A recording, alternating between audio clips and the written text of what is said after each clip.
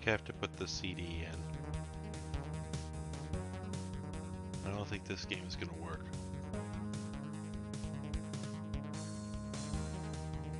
It's actually kind of bumming me out.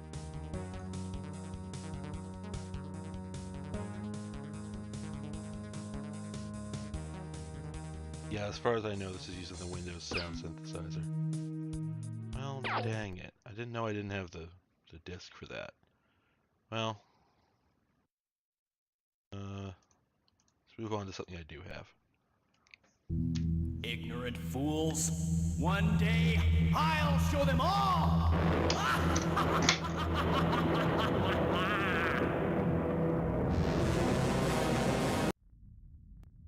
Huh.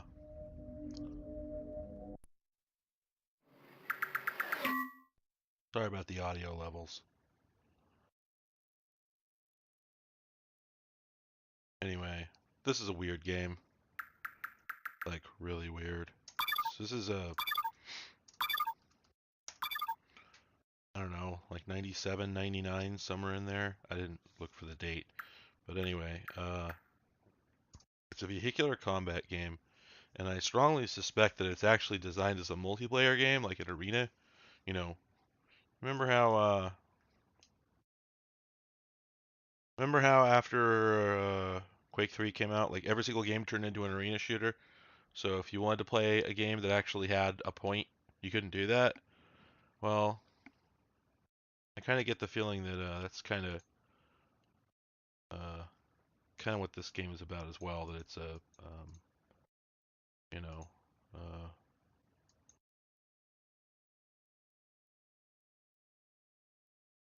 like I don't think it came out after Quake 3. I think it's just that I think it just has the whole that whole vibe going on.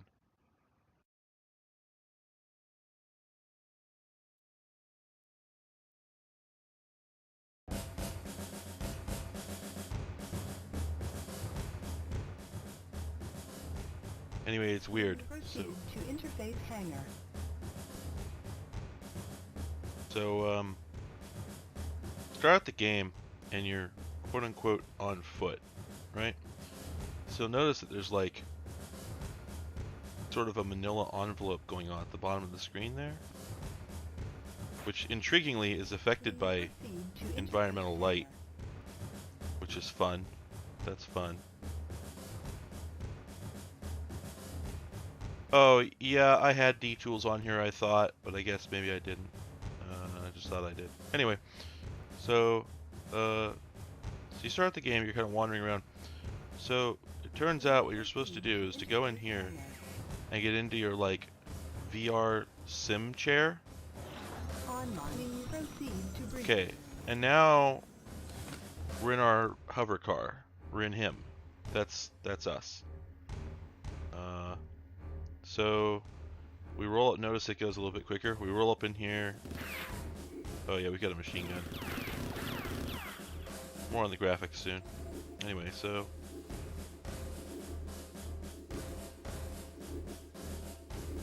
I guess, do we have like a little movie down there that's gonna play? Or is it just gonna loop that same animation over and over? I guess it's just that over and over. Weird, so there's like no videos for the first 3 chassis here, but then the heavy chassis, that one. Huh. Why would they only have the video for that one? That's weird. Anyway, how much money do I have? 114,000, so I don't have enough to buy anything. Well, I don't have enough to buy that, actually. I can get this guy. Get that. Oops. And then activate to exit. Okay. Let's buy some weapons. You get just a machine gun by default. You can buy other stuff. I guess I can afford a cannon. Can't buy a laser. Probably because I don't have a mount. Or maybe this is the demo, so maybe that's what's up. Anyway, how much money do we have left? Oh, we've got enough. Buy that. Oh, I can't buy that.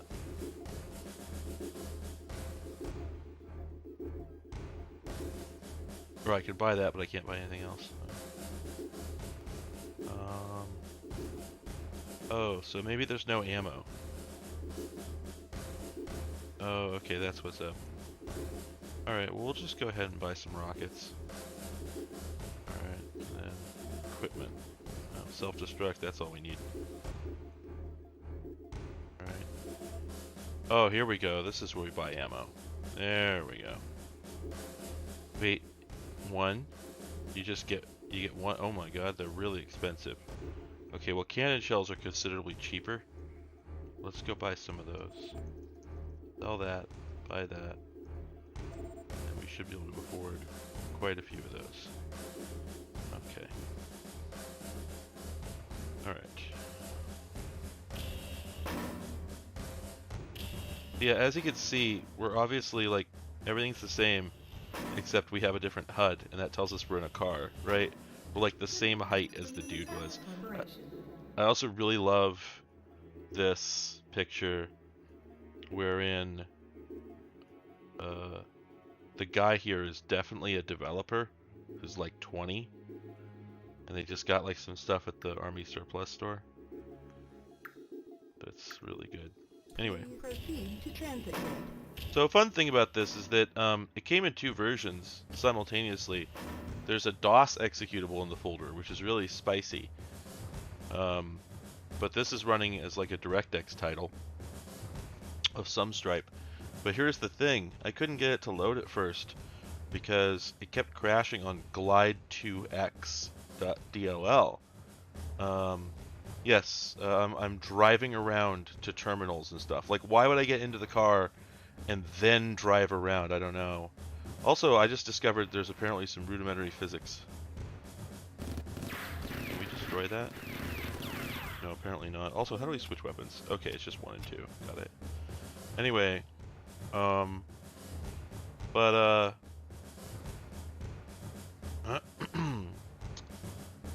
was I gonna say? Sorry. I'm feeling a little rough. The game wouldn't start because it was crashing on glide2x.dll, so I figured, okay, well, it's a glide-only game then. So I checked the README, and sure enough, it says it's glide-only. So I go download nglide, which, if you aren't aware, it's a wrapper that lets you turn any 3DFX game into a general purpose like Direct3D or Vulkan game. Please proceed to transit. And it fires right up. But I didn't think it was running in 3DFX mode, and it turned out it wasn't. Because if it was, and I don't know if this is going to render on stream, everybody pay attention. Everybody watch, okay? You ready? Alright? Okay, I have bad news. The HDMI capture card dropped the ball. So I actually have to go fix it now. Yeah, because, yeah, it's hosed now. I hate this goddamn thing. Let me tell you. HDMI input, video capture device, deactivate, reactivate. Yeah, she's crashed. Oh no.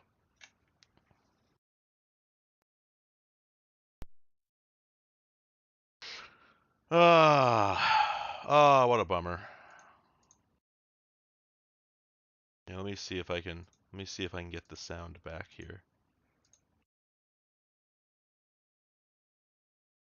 Oh, wouldn't you know it? Okay, well, it's a shame. What I wanted to show you, and unfortunately I think it's just gone nuts, so I'm gonna have to restart the game here.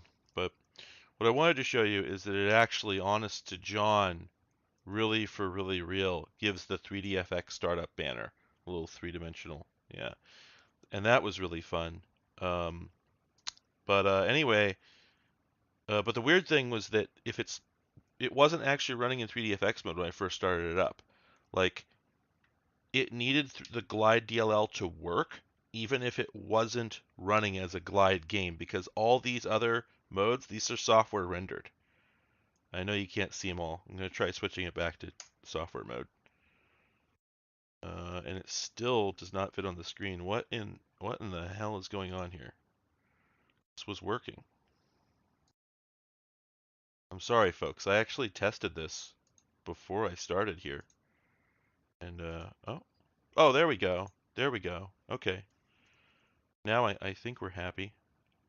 Okay, yeah, so I don't know why there's no sound. But, anyway. Well, nobody responded last time I added notes, so I'm probably not going to do it. I was just drunk the other night, I think. Anyway, so this is the glide mode, and I can't really fully demonstrate it, but here's the deal. First, it's slow as hell, and I doubt it's the graphics card's fault because this graphics card, despite being like Intel built-in graphics, is like 12 generations newer than the 3DFX and runs all other contemporary games like a dream. Um, Whereas in the software mode, it runs a lot better and it actually looks better too. Um, but yeah, I thought it was really weird that it like requires the glide driver to work before it will start the game in software mode. Like, what the hell is that? So as you can see, I got to restart to fix my audio, but as you can see, the frame rate is well over 60, or well, it's probably literally 60. Let's be real. So anyway, I'm gonna save my game and then restart, and we'll see if we can get the sound back. Cause yeah.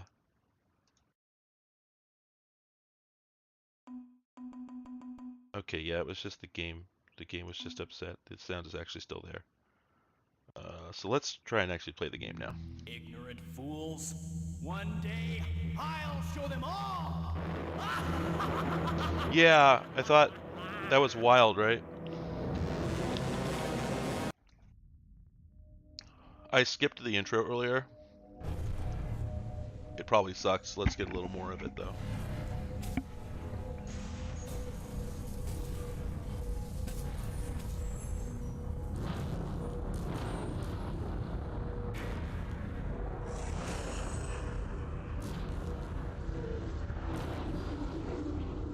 Oh.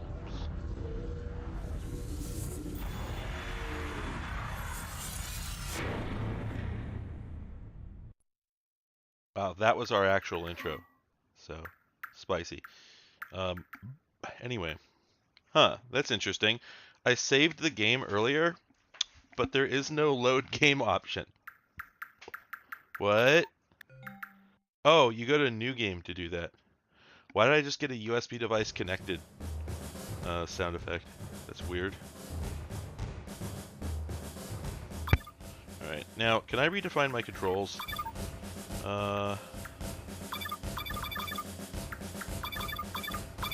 Yes. Okay.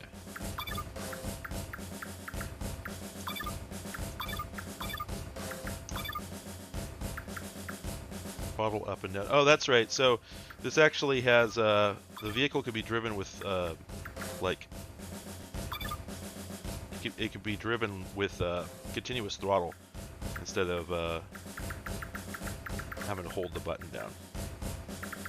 W has been used twice. Well, I don't know. Like, put that over there.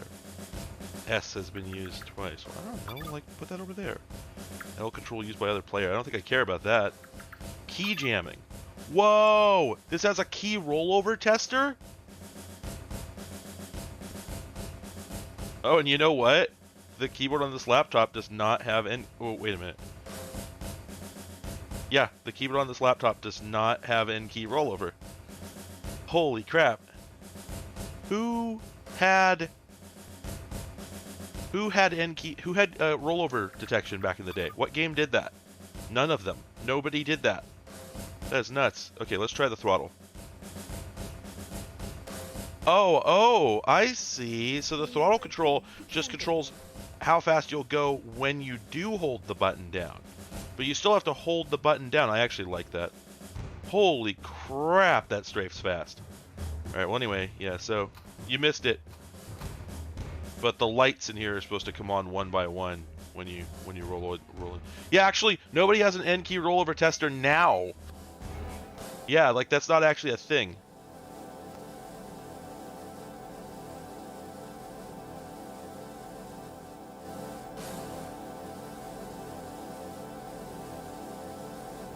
Wow, notice that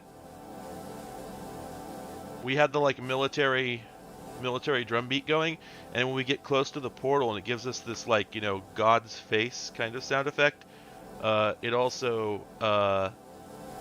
listen, just this is continuous drum roll.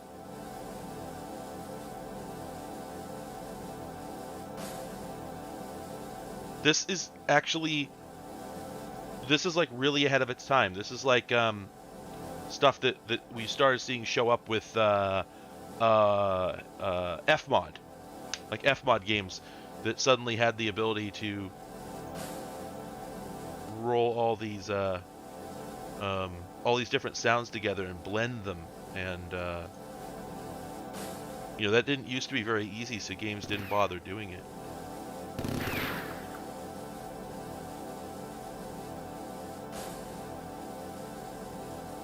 Anyway, so now we can teleport. I also really like that it gives you a, hey, this isn't an FPS warning. Powpuck, the protagonist is a car. So, they're rolling because they're rolling. But yeah, it gives you this little like, hey, this isn't an FPS, you can't just turn around in place. I think it's really cute. I also like that it has a Duke Nukem 3D text. I should have pointed that before I left. So yeah, so you start out in this little hole here, although apparently even this is wide enough to turn all the way around in. And you don't have any power for your headlights at the outset, which is funny. You can buy headlights, but you don't have any juice for them. Alright, so previously I got my ass kicked immediately, so let's switch to the cannon, which I didn't have last time, and see if we can do better. Okay, so one thing I noticed, I did try this a little bit earlier. That did a lot better this time. One thing I noticed earlier, God, that view skewing is really bad. Let's see if we can turn that off. That sucks so much. Oh boy, it does not look like we can turn that off. Is it in controls? Nope. I'm sorry, folks. Nothing I can do about it. Hey, so I don't know what year this is. Maybe maybe someone wants to look it up. Because you know, I'm really curious when exactly this came out, because this is advanced. Look at all the stuff going on here. Like, we got a bunch of stuff up in the sky just for detail. We got this scanning skylight here. A lot of geometry going on. Trees, high resolution textures. Whoops, getting shot. There we go. So yeah, like really high resolution textures for the era. Like if we look at this guy here, that is a lot of pixels. Yeah, 1998. Okay, that's what I thought. I was pretty sure it was thereabouts. So yeah, you know, I personally think that's very impressive for 1998. You know, this seems super beefy for 1998. Anyway, I was gonna say there's a little bit of auto aim. There's not much, and since there's no crosshair, you can't really see that it's doing it. These things here are juice terminals. You can spend a little bit of when you drive over dead dudes, you pick up their resources, which just basically become their money, and you can spend some money to. Oh, that's neat. I can push this guy. I don't know why, but I can. Anyway, you can spend some money to charge up your headlights. It's a weird mechanism. So I encountered these guys earlier, and they just kicked my ass effortlessly. So now that I have the cannon... Oh, there we go. Okay. Alright. That's weird. I wasn't really able to pick up any resources off of them. But we just... Holy crap. Holy crap. Yeah, so I just had a whole bunch of systems trashed. Yeah, so these are definitely light map shadows. There's actually an option for that in the menu. Oh, whoops. Oh, interesting. You can go in here apparently just for cover. It doesn't seem you can do anything. It doesn't seem like you can do anything in here. Earlier I picked up a health kit, but I can't find one now, and I really need it. I'm at 12% whole, and I'll pretty much be dead any moment now. I might want to play this again on easy. I mean, there is the fact that I've been running at low throttle and like not trying to dodge. There's verbiage when you start the game that's like, don't try to aim, try to stay moving, which is good advice. But unfortunately, this is kind of what that looks like. And Also, the game is running faster than they ever intended it to. I think probably at the time they could not find a system for literally any price they could run this fast. Like 3DFX could not get you a card that was this quick, you know. Oh, that's a mounted turret. So yeah, you know, the question that comes to mind for me immediately and continuously while playing this is, what is this? Is this a tech demo?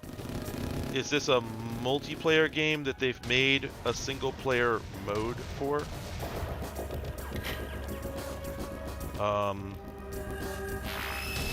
You know what? Yeah, what's the story? What exactly? Is this it? There's access. Okay, alright. You have to have the blue access card. Alright. So it's not just a multiplayer arena shooter. You know, it's got some sort of progression mechanic. And to be fair, in the early days, in the 1990s, there wasn't much difference between arena shooter and what we would now think of as a narrative-driven first-person shooter. Oh, hey, you know what? Oh, there we go. Yeah, I can't turn around here because my ass runs into the wall. It's a little glitchy, but yeah, it really does do it. Oh, shit.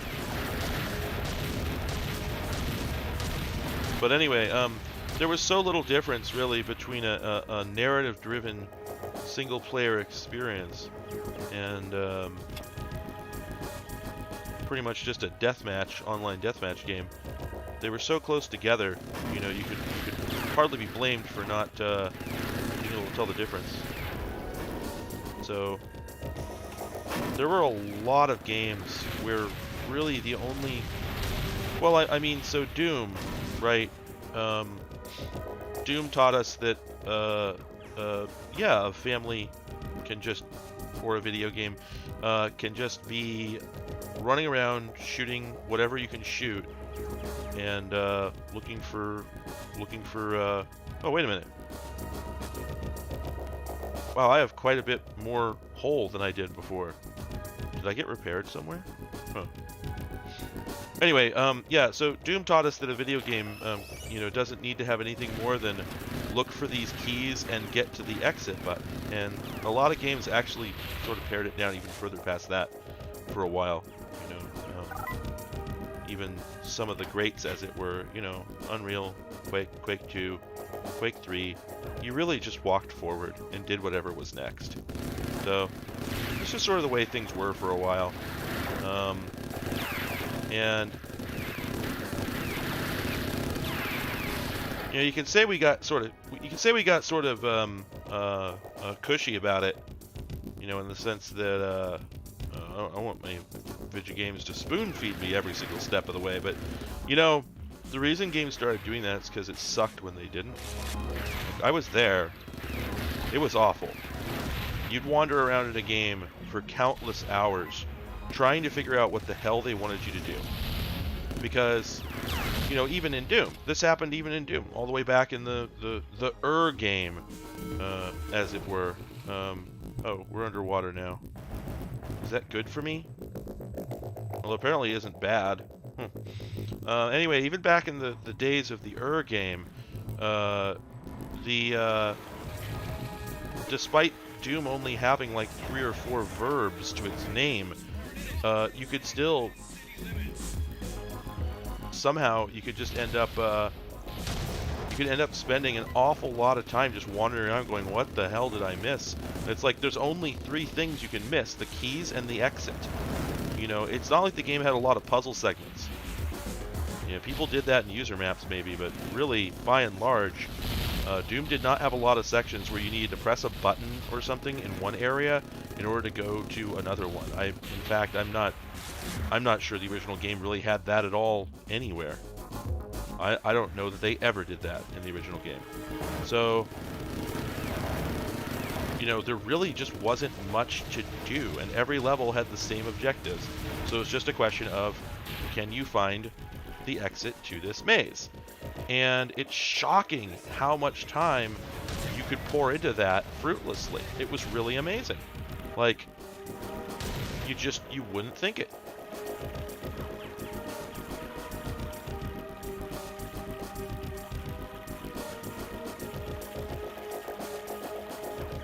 So yeah, it was just kind of a thing that you often just didn't know what the hell was going on in these damn video games. Man, I bought a lot of headlight juice, and I'm not sure why. I don't know what it's for. Oh, by the way, hey kids, it's the Cthulhu and Friends show.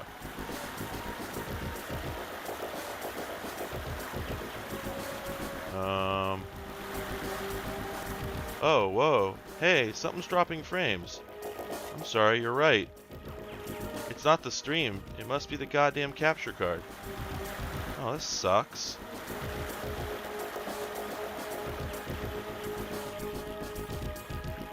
Yeah, it's definitely happening on my end, and I have no idea why.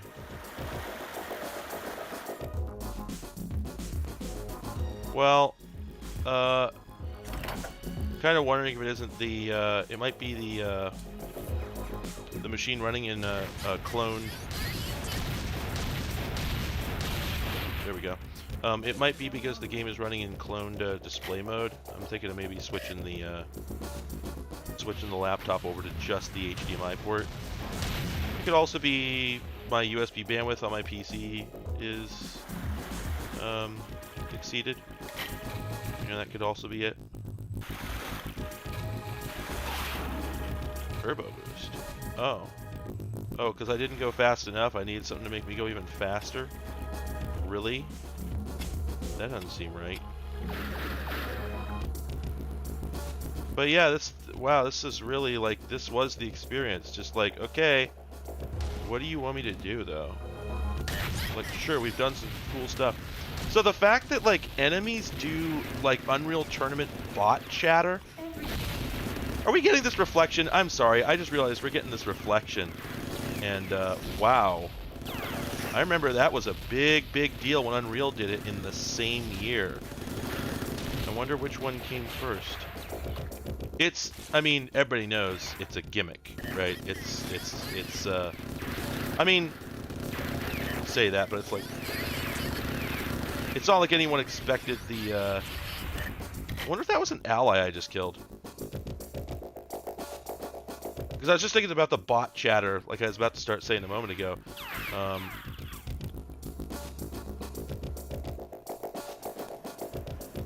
Yeah, sorry about the stuttering. I just don't know what to do about it at the moment. I'm thinking.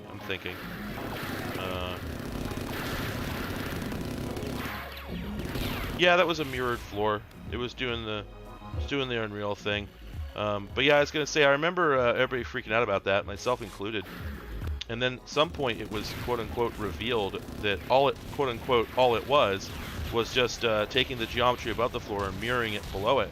And I heard the same thing, I heard the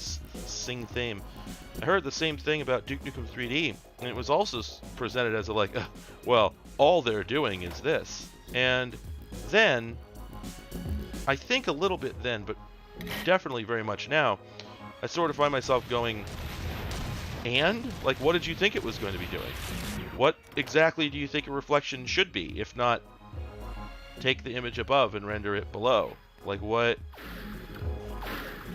It was always presented as a cop-out, like, you think it's a real reflection, but actually, and I'm like, how is that not a real reflection?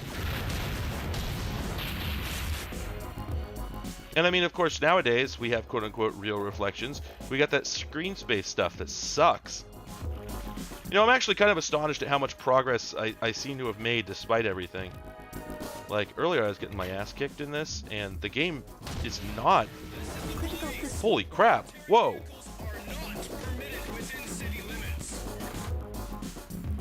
I just straight up died. Holy crap. Well, okay. I mean, again, like, how is it a gimmick? What do you think they should be doing? What is anybody expecting ever? Can anybody explain what a real reflection is? I can't. I don't know how else you would do it. I mean, we've got screen space now, but it looks like shit. And we sure as hell aren't doing it with ray tracing. So what would have been real? Yeah, I mean, there's literally nothing going on in computer graphics, real-time graphics, that's real. None of it's being calculated correctly. The shaders are fake. You know, if you see a piece of glass, it's not refracting accurately. It's just screwing with the pixels, shifting them back and forth. You know, probably in screen space. So yeah, I just, how else should they do it? Anyway, yeah, so that's a weird game. I had wanted to play. Well, right, but okay, so the ray tracing in the RTX cards is bullshit. It's not real ray tracing. No, I won't discuss that. But it isn't. You can go look it up. It is a yet another neat trick, but it is not ray tracing in the conventional sense. It's just a new way to do a more useful. It's just another set of options. It's the same as when we got Pixel Shader 1, 2, and 3. It's just another way. It's another bag of tricks. It's another bag of tools you can use to do more interesting things with graphics. And then the graphics people sit down, they look at them and turn them over and go, what can we do with this? Right? But it's not ray tracing. Like, ray tracing still takes the same amount of time it did when they made Toy Story. You know, even in Blender, you know, now, pardon me, even you get like a 16 core, you know, Xeon machine, and you go to Blender and you put in like the default cube, you press F9, and it still doesn't render instantly. The math is just ridiculous. Um, so like all the stuff that's happening with real-time graphics, it's all fake in one way or another. Yeah, I guess. What the hell is going on with my computer? Um, oh man, there's a very good chance that it's just being caused by like USB bus congestion. But let me take a look at what my system resources look like. Ah, there's that bastard system.interrupts. He's responsible. Yeah, I don't know. It doesn't look that bad. I don't really know why this is happening. Let me oops daisy. Just close Firefox here.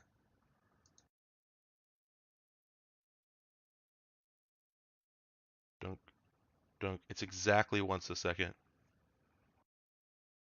Yeah, I mean, I know Nvidia says that, but like it's not. It's just another trick. I don't remember what the details are. I went and looked into it, but like it's path tracing, not ray tracing. It's just a new clever way to do the same stuff they've been doing. And it's very, very cool, but it is not true ray tracing. Other people have written better about this than I have. What is this damn stutter? Hang on. Let me just unplug the capture box there. Okay, that's not it. Um,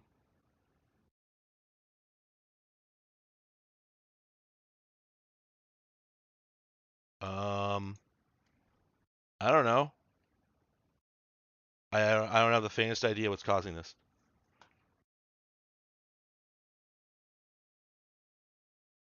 It's never really happened before. I don't have any significant CPU usage going on.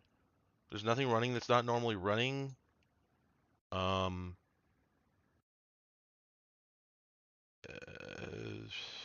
I don't know. I do have some redundant game captures here that are like hidden, but maybe they're doing something. Oh, wow. Hey, look at that. Hey, that was the problem. I just had some redundant game captures running apparently, that I thought were shut off, but I guess they were actually running in the background, and OBS was getting confused. So yeah, let me just bounce my. I'm sorry, it's a pretty lame stream tonight, but um, well, it's a pretty lame night. Okay. All right. Okay. Oh, we're actually getting slightly better frame rate after I plugged the USB capture card back in. That's nice. So yeah, who knows what benefits we'll get out of this. All right, let's let's go run a game that runs a lot better. Hopefully we get good audio with this. By the way, this is a second gen i5, so it's Intel HD Graphics 3000. Yeah, I'm really glad I figured that out. Right, exactly. Yeah, would it be me streaming if this crap wasn't happening? All right. Wait a minute. Wait just a damn minute. Sorry, I just saw something I need to investigate. I swear it just said the game was running at 40 hertz. Let's see that again. Excuse me? Good lord, look at that. It defaulted to 40 hertz. Wow, that would not have looked good. Let's try that again. Anyway, this is Breed. I want to say that this game was like written entirely in Java or something like that. Like it had, I swear it had some sort of weird Serious Sam, we made a strange engine.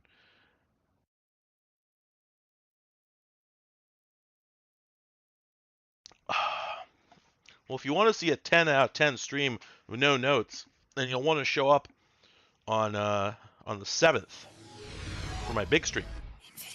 Make some time on the 7th.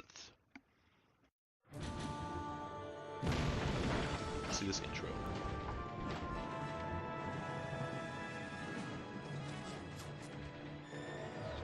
Oh, okay. So they're just straight up doing like a Starship Troopers thing here.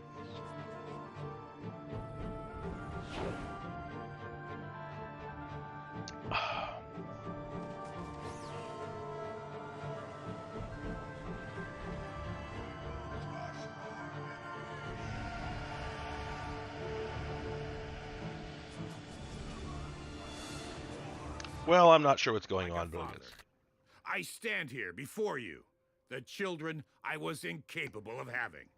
The family unit we are only able to read about in history books. The success of many failed experiments. I stand here, and a tear falls into my handkerchief. But it is not a tear of woe. It is a tear of joy and excitement, for I know what you're about to unleash upon the evil that threatens us.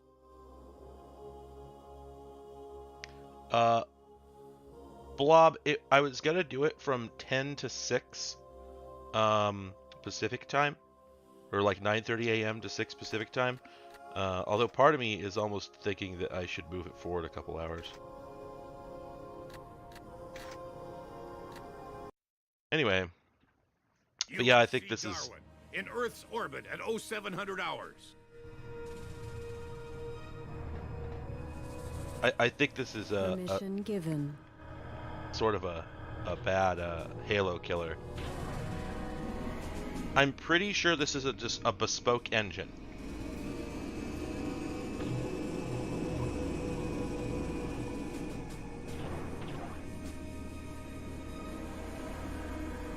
Listen up, people. This mission should be a piece of cake. Find the technical backup information of our former base, Fort Delta. Our intelligence sources have revealed that the original data was destroyed during an attack, but the backup info is hidden somewhere on the island. Further information suggests that there are superior numbers of breed, but we have the element of surprise on our side. May I present your group? Sniper. Yeah, there we go. This is the Mercury engine. Heavy gunner.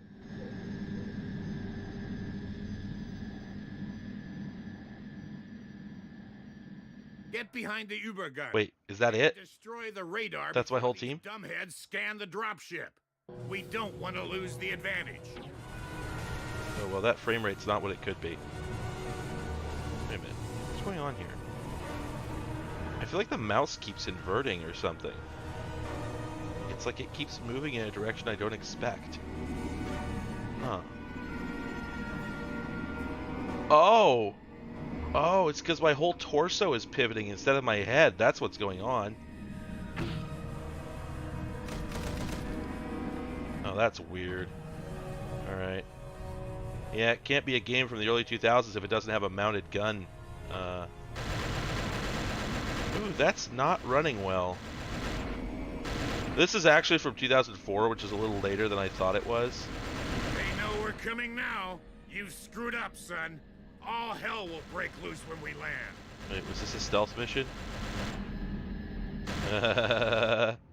Get to the radar control center and find the backup. Keep to the position waypoint shown on your Oh, HUD. that's right. I remember now. Here. It looks like you greaseballs could do with a bit of help. I actually played this. I remember the last time I played this, like 8 months ago. It just took absolutely forever to get to like the first sort of mission objective. It just took eons and eons. It just kept going and going and going. Task force is on the way. Are we? We have to be. Oh man, yeah, we got some cool music here. Preparing to bail out.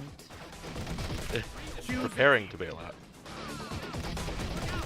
So yeah, I think this is supposed to have like a tactical component to it, And secure the area.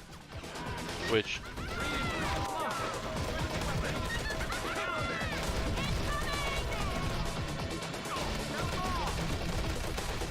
I could swear I just heard lyrics in this song.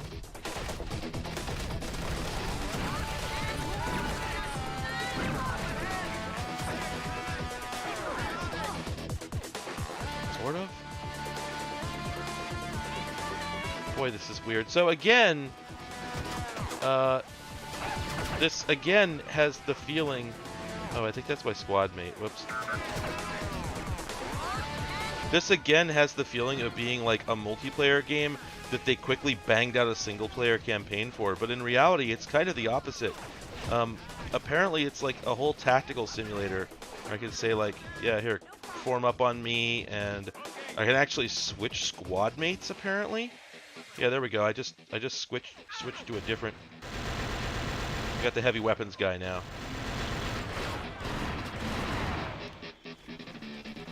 Gotta love those sort of low-budget, phoned-in FPS reload sequences. Like, yes, I know that we all know the ridiculous reload sequences, but the thing is, the alternative was this, and that doesn't work either. All right, now we can man the gun, right? Yes, we can.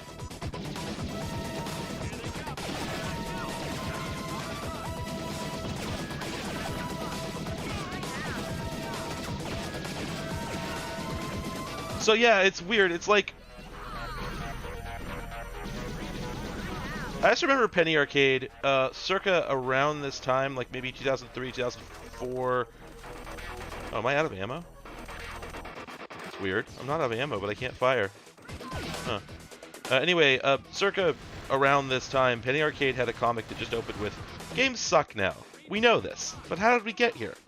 And I always thought about it because, like, I did think that games sucked at the time, but I didn't really have any idea what was going on with games at the time, so I don't know where I got that idea. I don't know what had me pissed off. But certainly there were a lot of first-person shooters and whatnot. Yeah, it's pretty good. I just switched characters again. Hey, you know what's interesting actually is check this out. So I'm on what is this? This is like their sniper character, right? So, holy crap. Yeah, so that's the sniper character, and what do we have? We've got an assault rifle, which I think is out of ammo, and we have the Sure Kill L220. But check this out. So I told her to go there. If I hit change character, I actually like sort of get into their body when they're still moving. So like, I'm not immediately in control. Let me see. There we go. So if I go to spread out, I can't tell if that's really what's going on, but it seems like the characters still continue sort of doing what they're doing when you jump into them for a moment. It's interesting. Anyway, but yeah, so I absolutely do remember there being a lot of FPS games in particular that were just kind of deeply soulless. In this, and they were like this, where you get into it and you're like, yeah, okay. I can't really claim that that's not a video game, but it just feels like the most perfunctory thing. You know, it's just... By the way, this gun is called the Atrocity. That's it's pretty funny, honestly. Commentary. Oh wait, do we have dodging? It almost feels like we have dodging. So anyway, the other thing I was gonna say is there was sort of a brief period of what I would refer to as a sort of physically. So okay, all these characters I'm pretty sure are using like an IK, inverse kinematics skeleton system, and actually are like sort of interacting with a physics system to each other. So like if I run into somebody, I've noticed when I'm jumping into somebody else's body, if somebody else runs by me, it sort of pushes me out of the way. And I've also noticed that when I tilt back, I'm pivoting from my waist rather than my neck, which is on the one hand, it's a weird decision. On the other, if you think about like if you had a gun like this and you wanted to point up, you wouldn't just look up, you would have to go like this. So it makes sense that you would actually have to bend at that joint, but it's still really visually unappealing. Oh, actually, whoa. Okay, so the camera's all maladjusted, but if you look down there, there's my dude.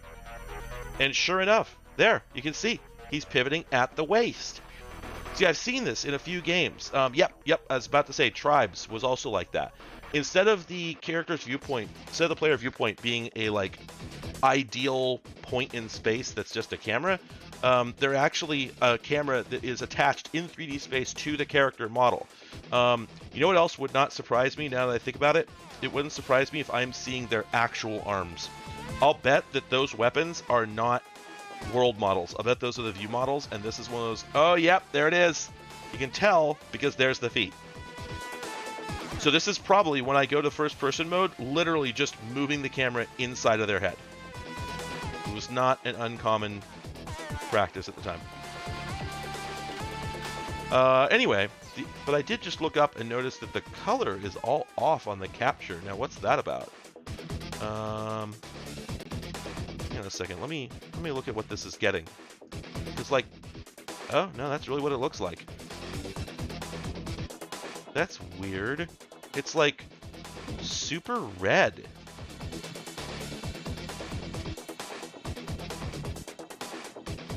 That is weird as hell. Let me see if I can fix that. Because it should...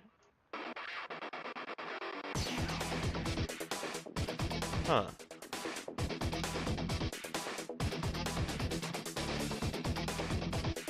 Oh yeah, there we go. Okay, so it's just oversaturated for some reason.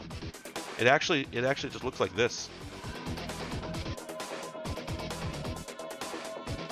Yeah, that's the thing. Other games that did this, I think, included at least one of the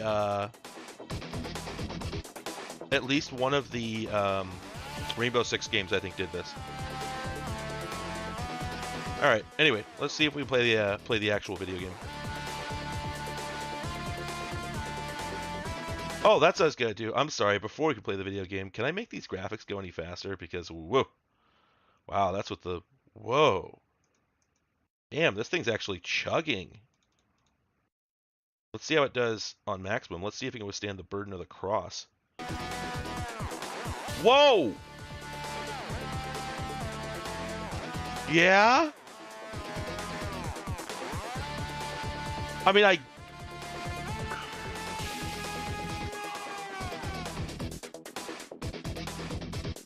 okay,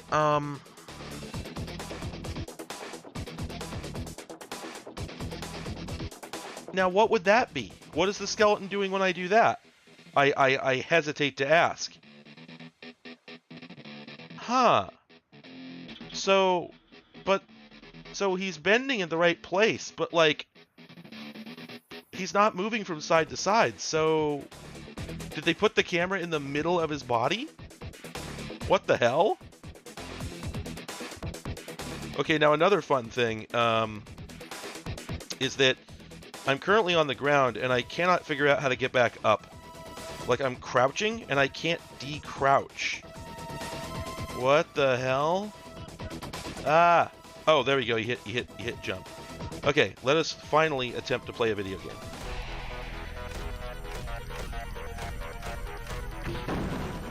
Oops. So I assume this is a shotgun. Boy, these guys' accuracy is programmed in a pretty straightforward way. Wow, I am getting rocked. That didn't work. One of my teammates just eat it? Nah, they're fine. Okay, so we're like taking artillery bombardment? That's cool, almost.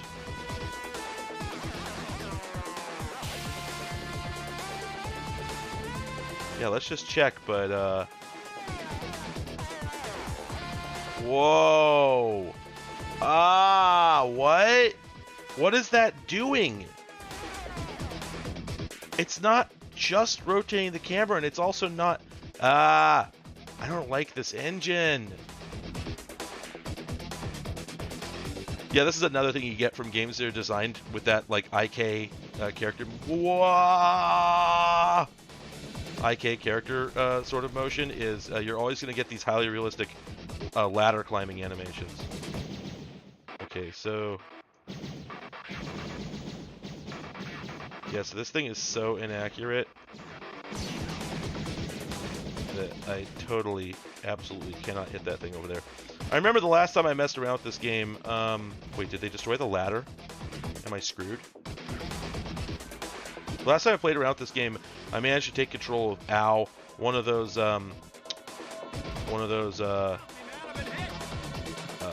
artillery cannons, and that was kind of cool. But, yeah, so for some reason the aliens are bombarding their own towers?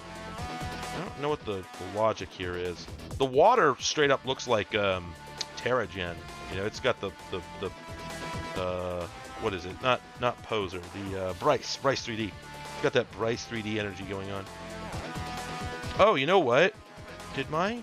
Oh, no, they're fine. I thought for a moment my team had eaten it, but they seem to be okay. Oh, wait, we do have some enemies here, though. Or do we? No, that's them. Sorry, this game is, like, messy and slow and big. Can we... You know, now... Whoa! Oh, I can't actually see the guy behind that, or I could pop him. Alright, well, let's see if we can get up here and, do a number on this facility. But yeah, it's like the game is big. It's just really, really, really big. And also it's sort of the opposite of Tribes in the sense that the hills are really, really, really, really hard to climb. I don't know what that's about. Told me to form up on me. It's like not exactly Skyrim horse. Am I bleeding out? I'm actually regenerating health right now, which is wild.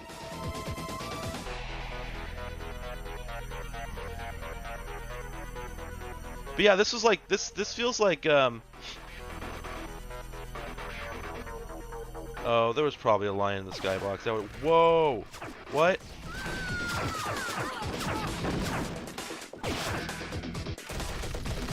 Okay, whatever that was, I killed it. Likewise here.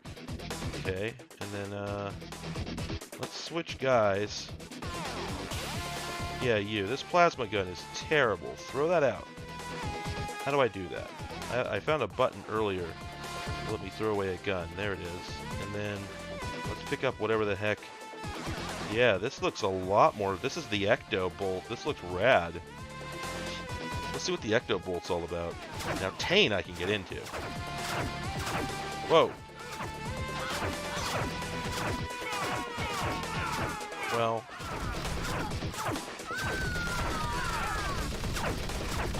Holy crap. We didn't take all that much damage. It's weird. Oh, so is this a alien shotgun? Oh, that's disappointing. Well, these gunners are like really easy to... Whoa! Oh, we just got artilleried. Oh, that sucks.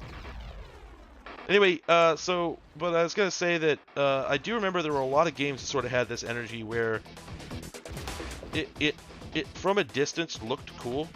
Press X to flip Warthog. From a distance, it looked cool and it had the components of what should have been like a neat military game, but they built the world at realistic engagement scale. So,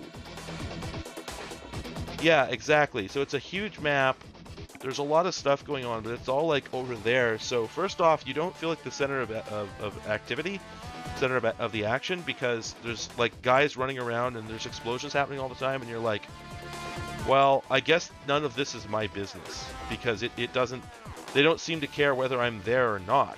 So, you know, why am I here if I'm not integral to the story? Like that's not how we do it.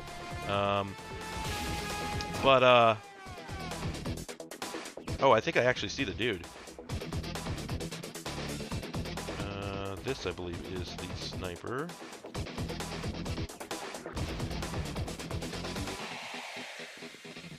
I can't feel my legs! Okay, that was effective. So did one of my guys just be... I just heard him say he couldn't feel his legs, but I don't know if that means he's dead or just needs to walk it off. But anyway, okay, so now we're artillery. How does this work?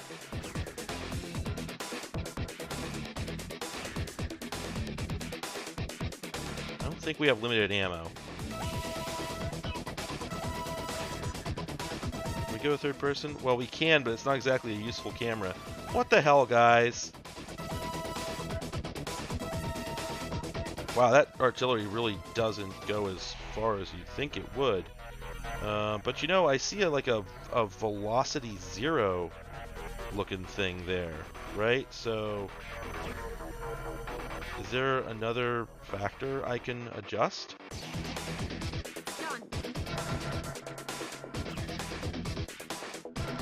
I'm trying. Let's go look at the controls.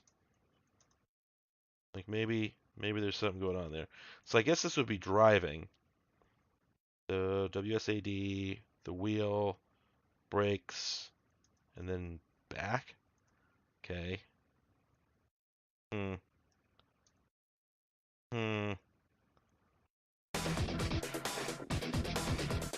Yeah, I don't know.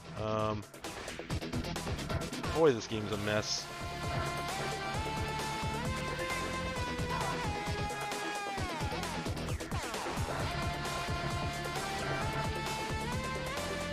Oh, I've got, like, binoculars. Not sure how I got to them. L. There we go.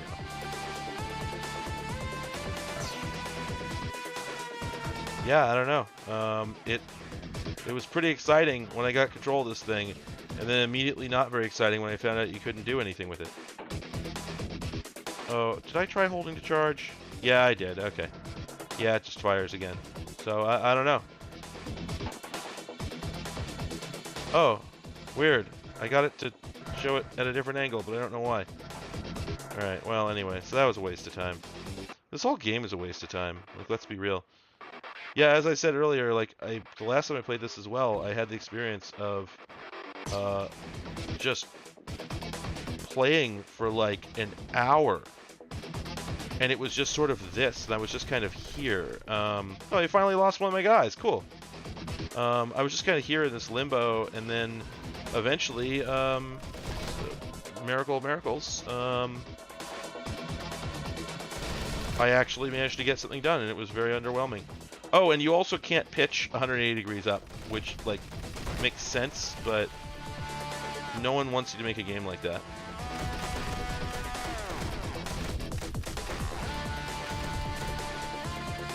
Boy, this is bad. This is like really, really, really, really, really bad. I'm kind of astonished. This is actually worse than I remembered.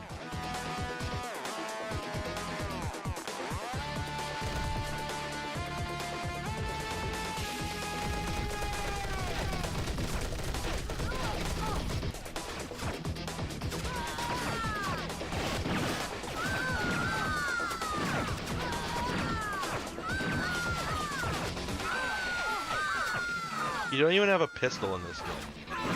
Like, no sidearm. Are you kidding me? Wow, that was bad. Yeah, exactly. Yeah, yeah. Oh boy. Um, yeah. Let me start this up because I need to. Ugh.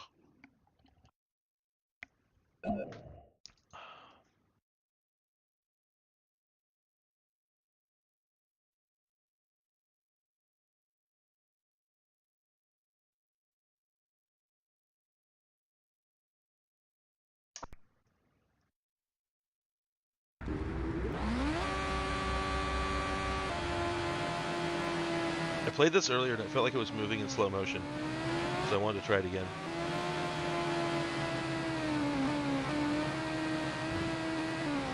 Terrible driving line. Oh, okay.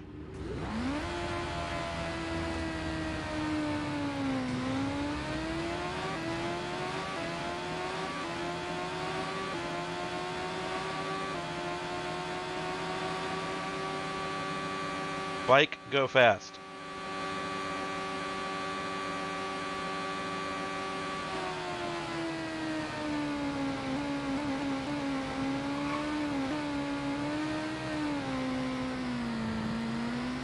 Okay, brakes are on the down button. They're just not very grabby.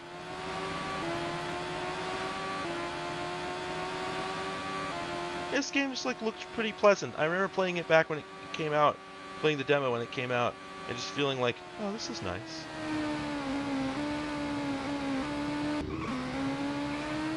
Whoa! My dude like popped up there. Why'd he do that? Yeah, I was wondering about the Italian flag. It's like a weird kind of speedometer. Like, I think it might be trying to show me the driving line or something. No, it's definitely showing my speed, but I don't know why it's showing my speed.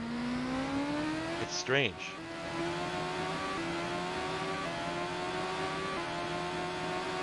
Oh, well, there he goes. Oh, I can switch cameras. Ah, there we go. The terrifying view. I don't know how people do this IRL. Oops, ate it. Speaking of which. Yeah, there we go. Yeah, I remember for 2001, this, like, looked remarkably good. And I remember it running about this smoothly, too. Like, at least after I got my, what, GeForce 256? GeForce 2, whatever was going on at the time. I don't think I was running it at quite these specs. I think I was running it at 640 and it was running like a dream. But I did always feel that it was like really sort of gushy, like slow.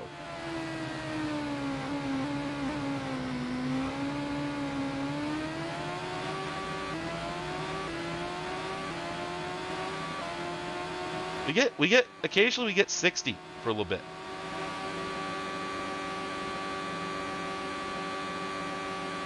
Yeah, I'm pretty sure it's 2001 because the game is literally called 2001. Oh. Somebody sent me money, and I forgot that I had a Doom pistol sound effect set up for that.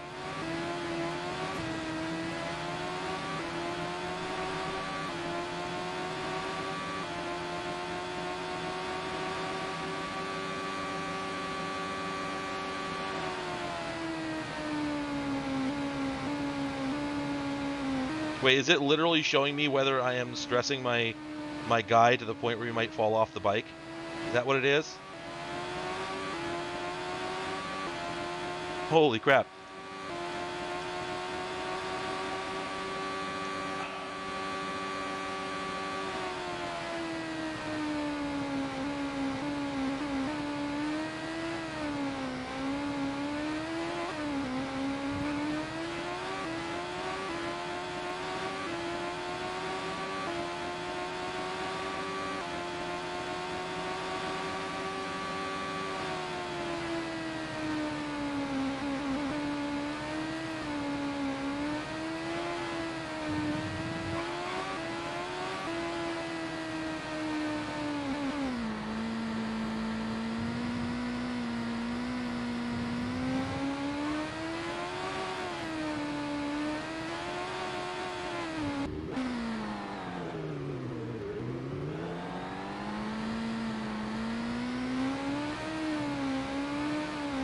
try the uncomfortable view.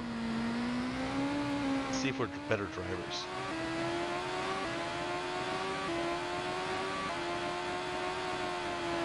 Loving the detailed textures. It was definitely 2001. You know, Pixel Shader 1 was out.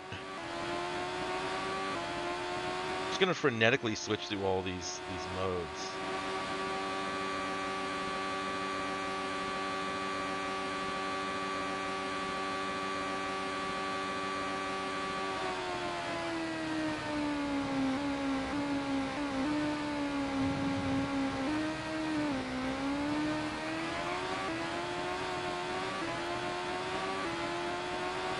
I'm like very positively in third place.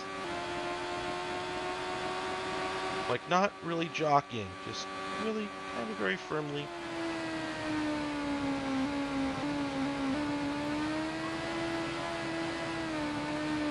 Yeah, I think those are stencil shadows. So like this game was actually sort of cutting edge.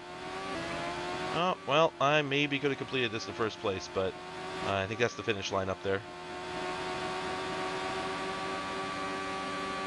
Oh, maybe not.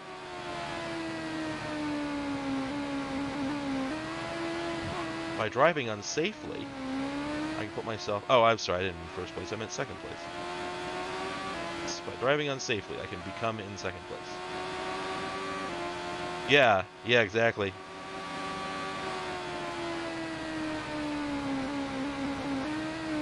It's weird, from the sound effects, it sounds like my guy is like letting off the gas before I actually let off the gas, and I don't know if I'm hearing the other bikes or if there's some sort of autopilot going on that I don't know about. It's weird and unsettling. Oh, I'm gonna lose it. Definitely not gonna catch up to first. Jeez Louise. Unless he falls off. If you could read this, I fell off my own bike. Said, like, imagine a dude just wearing a shirt that said that. Alright. Not bad. But yeah, it's a highly competent game, right? There's just very little to really complain about. Let's look at those graphics settings. Okay, so that was 1024. You know, let's go back to the main menu here. Yeah, so let's see if we can crank that down. I want to see what this plays like with a better frame rate. So let's do 640. Hell, actually, you know what? Let's just kill it. Let's kill everything. Let's make this look like it's from 1997. Wow, there were apparently never any emit maps. No, I want to exit the game. Bikes. Oh, we can't change the number of bikes? I want like 35 bikes. I want to be just asshole to elbow bikes. Alright. Oh, hell yeah, this is going to be like a PS1 game. Oh, whoa, actually, no, it runs like crap. That was weird. Huh. Yeah, it keeps slowing down, but it doesn't seem to have anything to do with the graphics. Huh.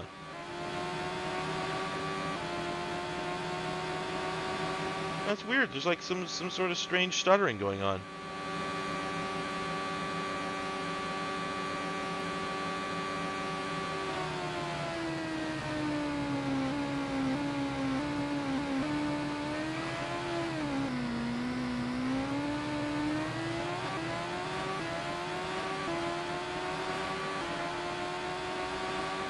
I think I wiped out the first race, and that's probably the only reason I wasn't in first. You know, I probably could have done it. Truth be told. Lost curve. Oh, I see.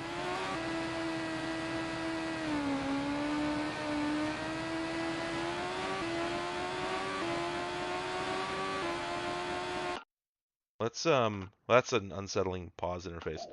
Let's go back to those graphics settings. And, oh yeah, photorealism. Huh, I don't know what that would do. Kill that. I forgot to kill the render depth. So let's just, oops, let's just see what that does. Oh my god. Oh man. This is what you get. This is the rally experience.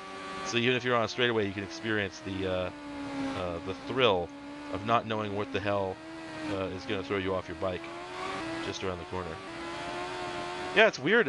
Even at 640, it's like the frame rate is just absolutely the opposite of rock solid. It's jello liquid. It's all over the place. This is weird. Yeah, isn't it fun racing like this? Isn't this fun? We're like staring at the ground. We can't see anything other than the track 100 feet in front of us.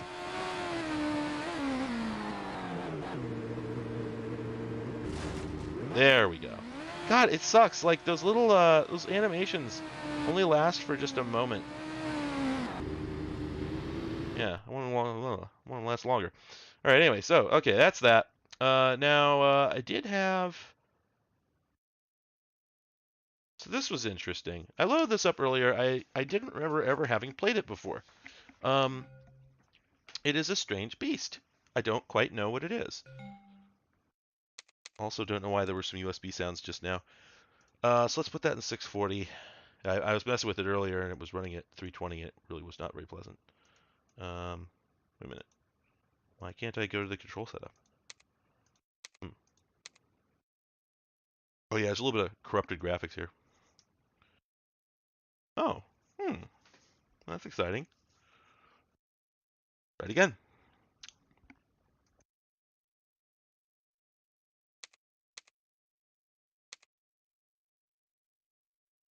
Okay, all right, cool. It did run earlier, so I think maybe it doesn't like 640 mode. So let's try 320 mode. Which, I mean, what? No? Okay, well, it looks like it's in 320 mode.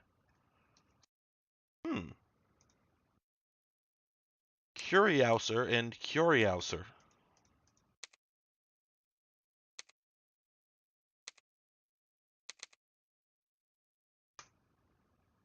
Hmm. I wonder what that's about.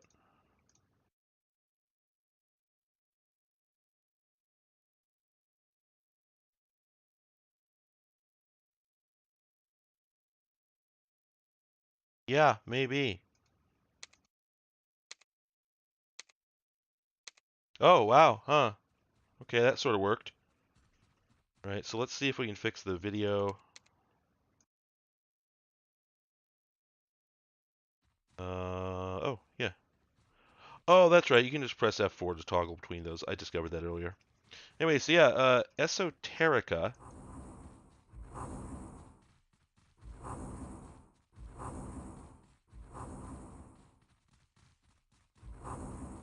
What are we doing here? Okay, so I can crouch with A. I can jump with the keyboard with spacebar. Oh, and then okay, D and E move forward and back. Okay, there we go. All right, so crouch. Whoa. Oh, is it ESDF? Oh, okay, it's ESDF. There we go. Boy, never seen a game that started out like that. I think I just interacted with this thing, whatever it is. Whoa, the mouse sensitivity is super weird. Okay, if you hold down shift, it gets a lot more normal. But whoa, what? What? Like really quiet. Let's go back here and take a look at the settings. Okay, if this might get super loud. Sorry. Watch your headphones, okay? Okay, that sort of did something.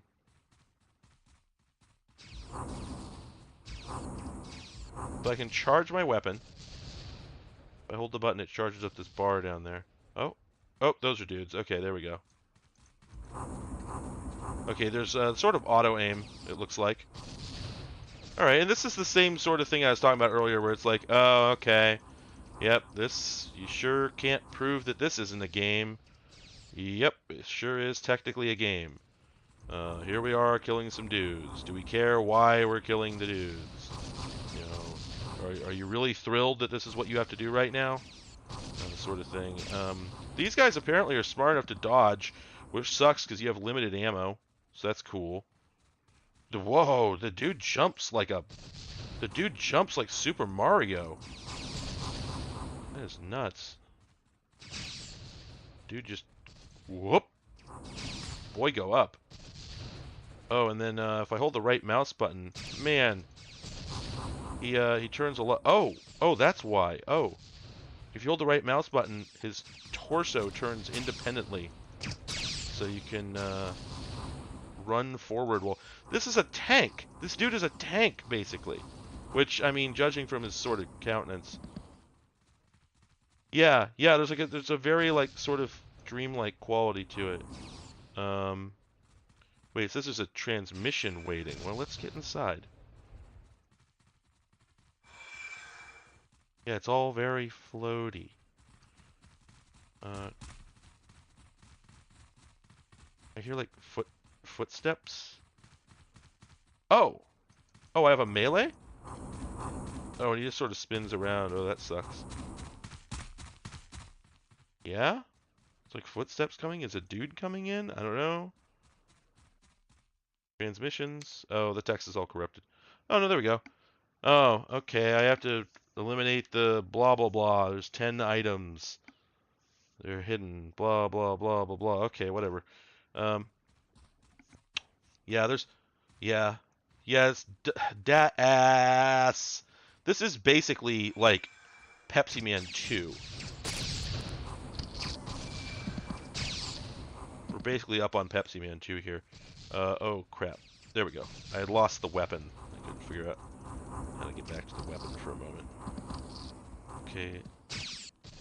But, like, the weird, distant sound effects that are, like, not quite loud enough to hear, even though I have everything cranked. I'm gonna be perfectly honest. I'm sorry. I'm really sorry for what's gonna happen to you when whatever the heck is going on with this game, it wakes up and realizes that the sound is like turned down and like just cranks it, because I have every knob and slider maxed out,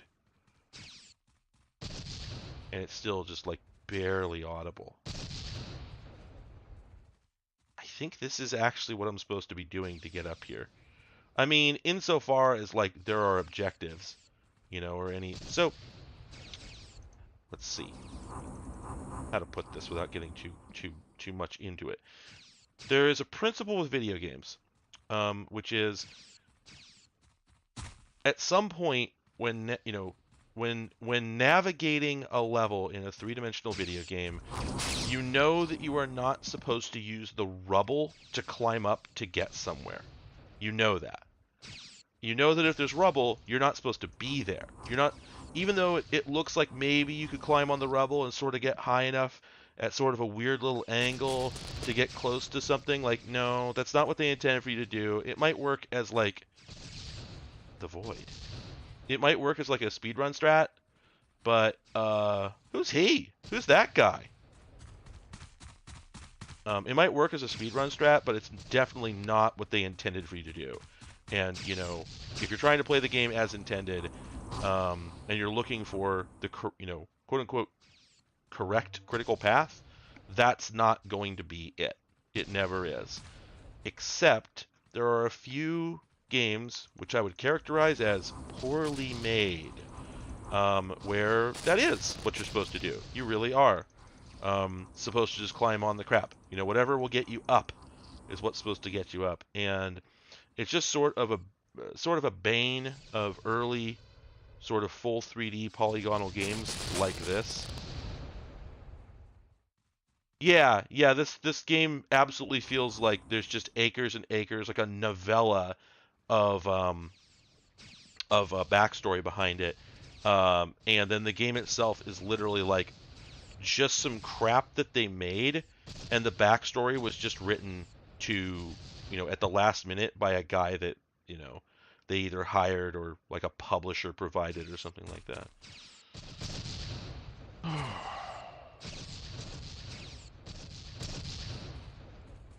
A fun thing about me is I have a mild phobia relating to what was just going on there, except the game just crashed.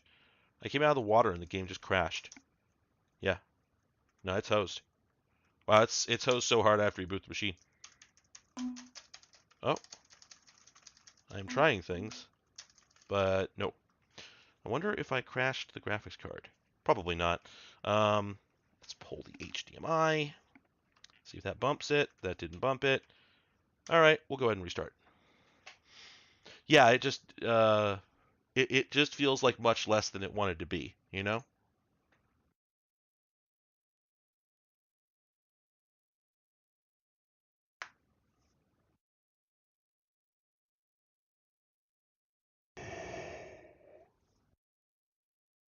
Um, anyway, yeah, what I was gonna say is that I have a sort of an interesting phobia of underwater like tubes, basically, like underwater drains, things like that, like pool drains scare the crap out of me. I don't even like looking at them. And I don't know which direction it goes, but I do know that uh, I certainly did not super love the fact that there were a couple of Duke Nukem 3D levels where the water, which was opaque, actually concealed like a gigantic mechanical masher that you could just get killed in. And I don't think that that gave me the phobia, but I do think that it was in some way it was in pretty close proximity to it. So I don't know, maybe.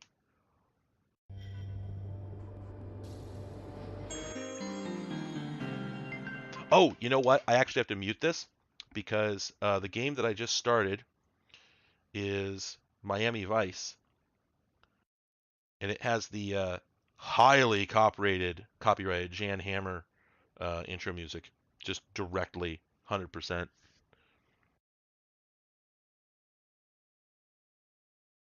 Oh yeah, yeah. I have read and otherwise observed in several ways the dangers of underwater everything, but that all came much later. And truth be told, I'm not so much scared of like underwater machinery killing me or anything like that.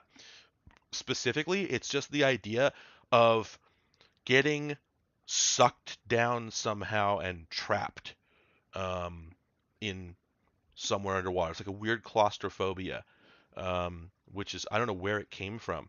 It just has always been there. So yeah, like well, to be fair, I did almost drown twice as a kid, and only survived because somebody saw me drowning and ran over and pulled me out. So I really don't. Somehow I don't think that's connected though. It's weird, but I really don't. Um, but yeah, it's funny that like I grew up and found out that that was a real concern. Like it was always I don't know where it came from, when I was much younger, but then I grow up and I find out that that there actually is a very real worry. Um, this can actually happen to people. It's kind of yeah, I didn't really have any feelings about that. It wasn't like aha, I was right, or it didn't make it worse or anything. It's just like yeah, okay, that does make sense. Um, oh, by the way, I did go and apply. Um, I did go and apply for a YouTube Silver Play button, and it said we're still reviewing. It said you meet the requirements, but we're still reviewing your channel's eligibility. Technically, I don't think you need to apply for a play button. I think they actually it triggers an automatic review, so you don't actually need to do anything to speed it up. Um, but you can just like go check on the status of it whenever you want. So I did, and yeah, it's still pending, but I've been hearing from people that it does take effect pretty quickly these days. It used to be a lot slower. Anyway, this is the Miami Vice game.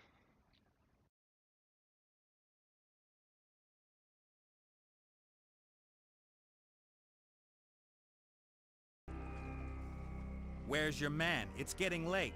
Patience, Mr. Burnett. He's a busy man. He'll be here. Showtime. Pardon me. I don't know when this is from. Was that literally the gunshot noise from Doom? Or was that noise in the game, or did someone just send me $3? Alright, so I'm using the mouse. Oh, right. Yeah, so I played this once before. I don't remember the controls at all, though, so I gotta figure that out. How do we draw our weapon? Weapon, pawn, weapon. Come on. Come on, get a gun out, dude. Dude, it's like, this is the thing you do. Whoa. It's like, It is accepting no real input from me other than motion. I can't even hit escape. What? Oh, there we go. P is pause. Oh, but there actually is full controls. Oops, I better mute that music. 2004, there we go. Oh, wow, a spam bot. Wow, you don't see those very often. Oh, geez, let me do something about that. Put user in timeout. Anyway, report. Spam. Bing. Oh, come on. Do I really have to, do I have to delete all of these individually? Ugh.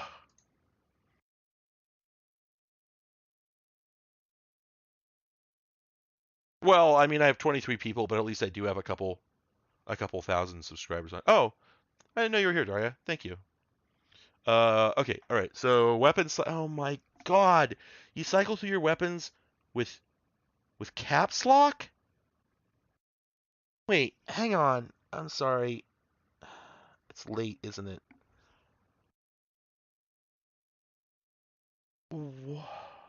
Why are there 4 weapon cycle buttons? They're all labeled the same. Weapon cycle, weapon cycle, weapon cycle, weapon cycle. F1, F2, tab, and caps lock? What? What? And none of them work. Am I losing my mind? It's probably not coincidence, honestly. Wow, I never thought about that. You know what? I had never thought about the possibility that, oh, whoa, right click and I suddenly pulled a gun out. What? I had never thought about the possibility that Vice City came out and like whoever held the Miami Vice license went, what? You mean people want a Miami Vice game? Huh? Who knew? The last one we made was in like 1987. All right, so now I just need to find the button for. Okay, crouch is Alt. Fire is slash. Arrest is Q. That one's very important. All right. Okay. All right. There we go. There's Alt.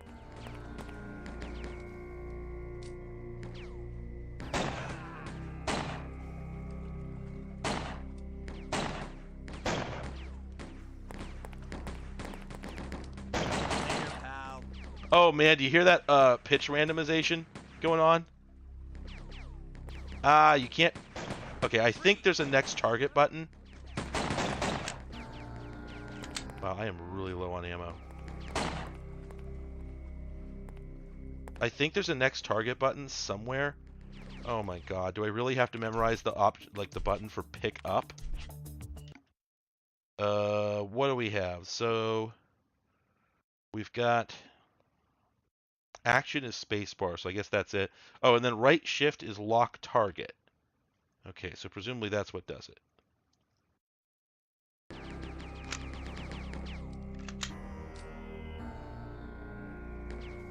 Oh no, that's just a duplicate of what's on the right mouse button.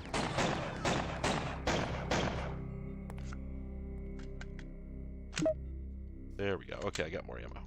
Oh, did I ice them all? Did it? Oh. Oh, no, I started out with a 45. Okay. Which I think I just, by dropping it and picking it back up, I think I miraculously created more ammo. Okay, so cycle weapon. Okay, so what's this one? Isn't that also a 45? Yeah.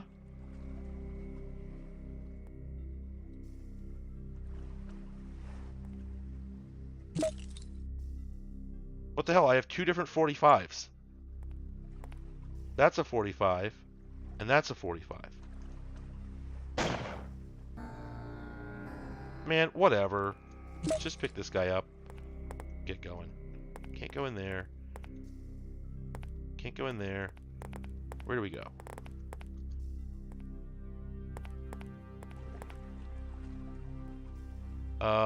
It would make sense if they just used this same engine and everything to make a lethal weapon game. Like, that would completely scan. Okay, we have a lot of 9mm ammo now. Oh, that's right. I think we have to... Yeah, there we go. We gotta do some, like, box puzzling. Okay, well, with that okay, so we made some sense of a couple things here. So let's go take a look at the graphics. I guess we won't take a look at the graphics settings because there aren't any. All right. Oh. Yeah, you did make a confusing noise. Thank you. I still don't know if the noise I heard earlier was someone donating or the guy in the game. I still don't know the answer to that. Man, I wish I could dual wield. So, okay, I can't pull this down.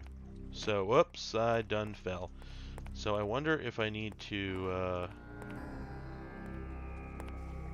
This is like, okay, it's obviously not great. Like, no one would think that, but, I guess I would characterize it as having some pretty remarkably thoughtful quality of life decisions. Probably for, I don't know. What do you suppose the target audience was for a Miami Vice game? I guess that's what I'm driving at. Who is the target audience for a Miami Vice game? Because in 2004, you weren't going to find really anyone under, God, they're somewhere in their 40s, certainly, who even really remembered the show. I had never... Whoa, what? There's just some guys now? I never saw Miami Vice. I don't think I ever even saw it anywhere for any reason, in any context, let alone in a place I could watch. Ever. I had to go seek it out. I had never seen it. I didn't know anything about it. I just one day decided, like, I'm going to go find out what Miami Vice was all about. And I went and pirated it because that was the only way to get it.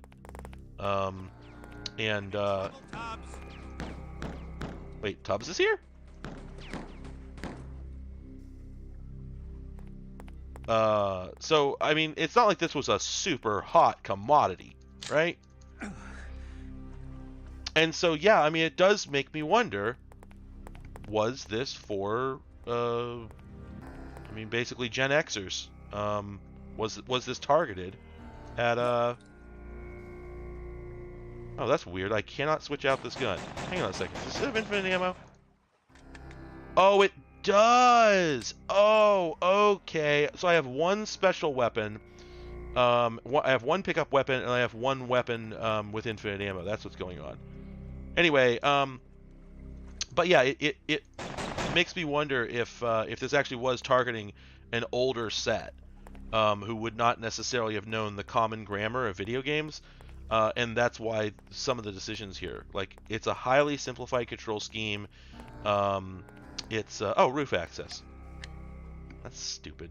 There are no motorized ladders in existence. They do not exist. That is bullshit.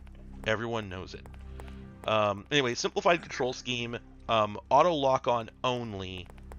You know. Yeah? What was that little cinematic for? I saw the guy, but like... Come on. It's not good, right? Like, don't get it twisted. It's not good. And like, it keeps doing weird shit vis-a-vis the camera and like turning in some directions and whatnot. And like, look at this. Look at this. Like, yeah. The dude's just unloading on me, and I'm a big fan of the little baked falling off the roof animation there. That's good. Oh, we got a... Now I have a machine gun. Yeah? What? It went to like Resident Evil controls. I thought it was a cinematic. So yeah, you can't... As far as I can tell, you cannot switch targets.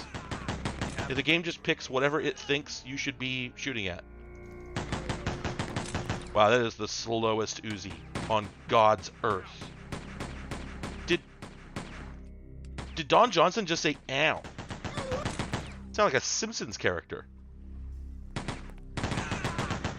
have the right to remain silent. Really? Like, now I've watched 3 seasons of that show, and I don't really... Were one-liners really that much of a thing? Like, it kind of takes itself fairly seriously, honestly.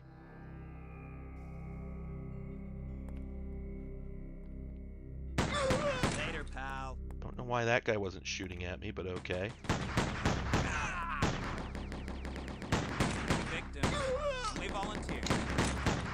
Wait, all of a sudden he's like just popping off all these weird one-liners.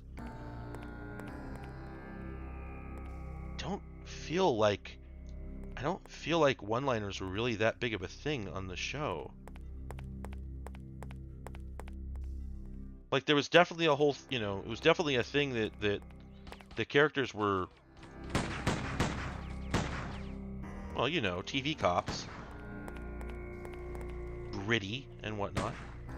But I don't remember there being a lot of like, that's what it's action movie, right? You know, cop one-liners, sure, but not like action movie one-liners, I don't think. Only volunteers. Probably goes without saying that's probably not Don Johnson's voice. But I'm actually really bad at this sort of thing, like sort of surprisingly bad at identifying voices, so I could be wrong. I was actually I was watching a Beavis and Butthead like series of documentary interviews earlier, which is my shit for sure, in several respects. And I don't have the key. I gotta find the key. And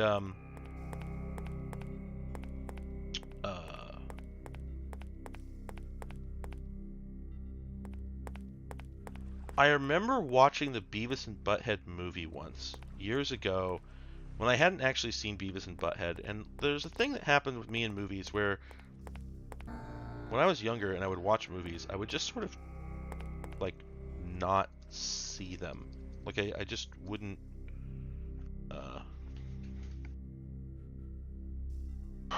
I would just sort of like not really see what I had just watched. It was strange. I don't know how to explain it, but I felt like I was just sort of swimming in oblivion for the first about 19 to 23 years of my life. Hard to put a pin in where that stopped, but I just felt like I was asleep. And so anyway, the end result is that I just didn't really observe a lot of things. Didn't actually see them for what they were, what was actually going on. So I just have these weird like scraps of memories of things. So I do remember watching at least part of the Beavis and Butthead movie. But I think because I didn't understand the context of it, I just mostly tuned it out. But so I was watching this documentary though, and they had clips from the movie, and they were talking about how, so apparently, oh shit, did you see the key? I didn't see the key. Crap. Did you see the key over in the area by where I need the key? Is that what you are saying? I didn't see the damn thing.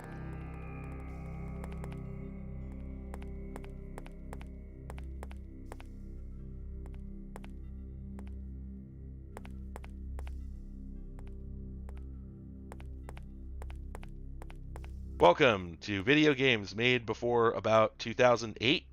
They were all like this, every single one. All of them. Every single one of them. Just wandering around, wandering around, wandering around, wandering around, wandering around, wandering around. I think the first game that I have ever enjoyed was from at least the late 2000s. Just, God, they were so bad. They were so bad. Man. And yeah, like, okay, off the, in an alley, yeah, I don't know. I have done the same thing that I have always done in every video game from this era. I have looked everywhere, and it's not there. It just isn't. So, obviously, because of the camera wildly whipping around and confusing me,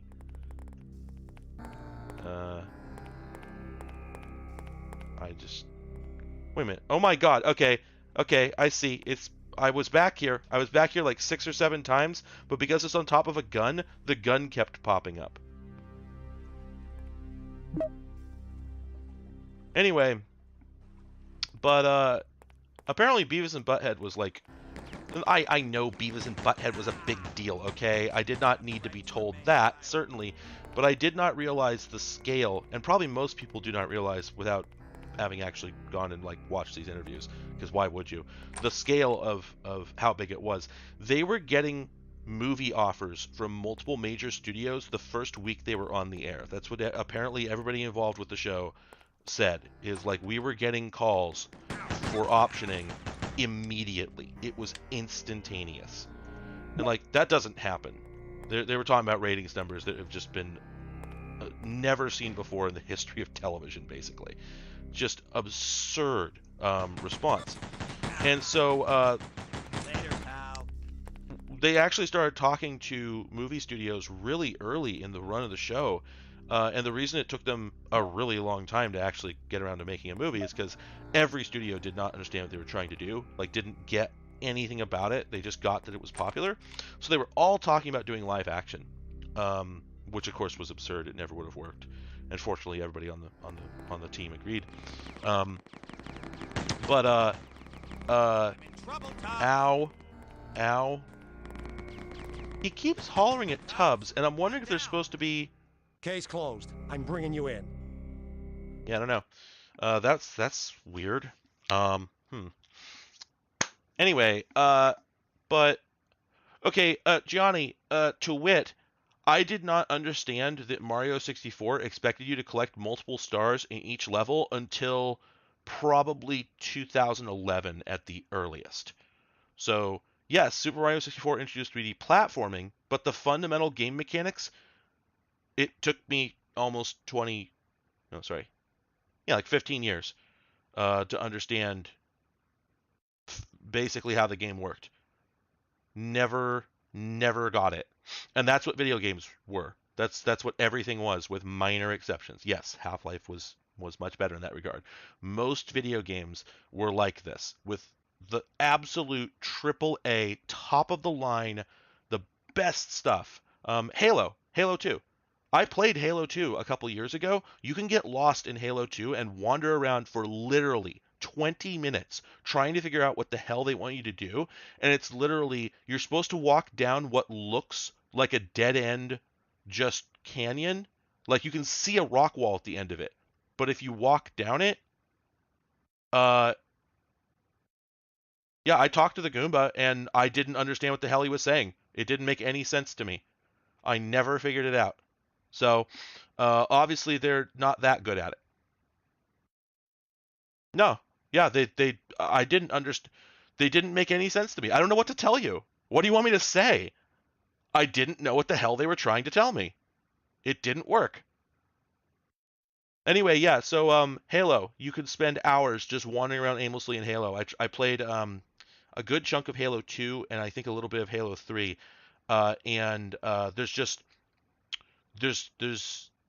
there's nothing. Like there's no objective indicators, and the levels are just like they've got big sprawling chunks of like empty space where nobody's saying anything, and like you're just sort of running around getting shot at. And by the time you've killed everything, you're like, well, I've kind of been everywhere and I don't see what to do.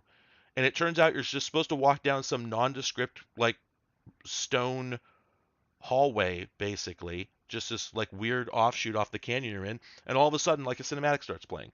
And like I literally spent 25 minutes wandering around doing every single thing I could think of, walking into every possible nook and cranny until I finally stumbled into the spot that triggered the event. And that was from what, 2002, 2003? Like games used to suck ass and they were terrible. And then the when games got bad and now they tell you how to do everything, like you're a baby, that's when games got good. That's when finally I was actually able to play video games and enjoy them instead of just wandering around aimlessly with no idea what the hell was supposed to be going on. So I'm a big fan of what they did with video games. I think that like even the like F grade shit now, like the total garbage, fundamentally does like tells me how to play the game. Like it's really consistent now. So anyway, yeah, this is just normal. This is just normal for the era. So it's every game for me for years and years and years. But yeah, what I was gonna say about Beavis and Butthead is that apparently they were getting like major movie studios calling them, and like major actors were getting suggested, and they were having all these huge like A grade names being thrown at them, and they're like, this is ridiculous. So when they finally did make the movie, the casting process was just trivial. They literally just picked whatever A-grade, A-list actors they wanted, and they all just showed up. And so they put Bruce Willis in there, and they played a clip from the movie, and I was like, yeah, that's what Bruce Willis doing a voiceover would sound like. Yep, I can absolutely believe that, because it was just like, it sounded like he was like desynced from the character, or like was standing a few feet back from the mic or something. It was so weird. It sounded so hollow. It sounded like Bruce Willis left a voicemail of the character, and they put that in the movie. It was just so strange. And it reminds me of like a lot of the time when you actually did get name brand actors, in video games as voice actors, they often were like that. They were just like weirdly disjointed and disconnected from the events going on, and you're just like, hey, that's David Duchovny. You're just like, you're standing a good 20, 30 feet away from the game, like you're in a museum, just like, there in the video game is the voice of David Duchovny. That's a dot wave of David Duchovny, who stood in a recording booth and said these lines, and then he went and got a club sandwich for like $35 somewhere in Los Angeles. That there is a recording of the man David Duchovny. Like any element of the internal logic of the game is just gone from your mind in that moment, because in that moment you were listening to a voicemail that David Duchovny left on your phone. It's just exactly, and that's the thing, right? Is it's not a dunk on Bruce Willis at all. I don't know at that time if he I don't know if he later had better voice. I can't remember if he ever voice acted anything effectively. But yeah, I mean, I don't know if it was his idea to do it, or if they actually thought before they had him committed to it, or if that's like, oh yeah, he's never voice acted before, let's put him in there anyway. And then after all the paperwork is signed and whatnot, they find out like, oh my god, this is rough, but we're not gonna cancel on Bruce Willis. We already offered to pay him $2 million, you know. But anyway, that's my story about the Beavis and Butthead movie, which I have not seen. I mean, I did, but I just didn't. There's an Animorphs game here. I'm not playing that. I'm not playing that Animorphs game. Let's see. I installed a whole crap load of demos on here.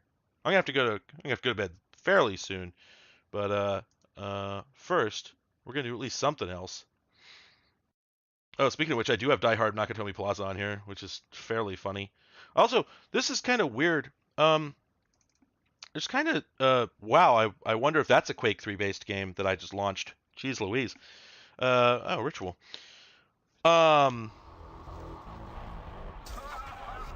Wow, God Games. Oof, this is firmly mired in the Lord's year of 2000. Oh, that's what I launched.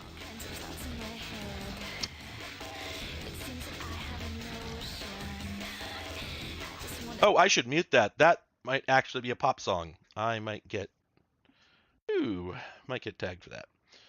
I don't remember what I was gonna say. I'm having a bit of a night. Yeah. Bruce Willis has a very specific thing, and it's a lot of it's body language, and I can't really picture how he could do that thing without the body language, right? If you're mocapping Bruce Willis, it might work, and I feel like he did. I think the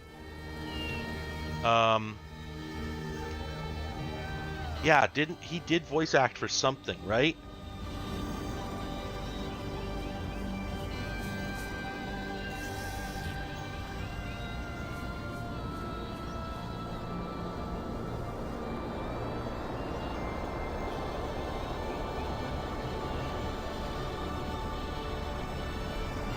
Wow, you know, for a Quake 3 game, this has really, really good camera work. They must have written their own camera engine, because usually they were... Julie! Man. Julie! Good morning! Carrie, dear sister, you should be resting.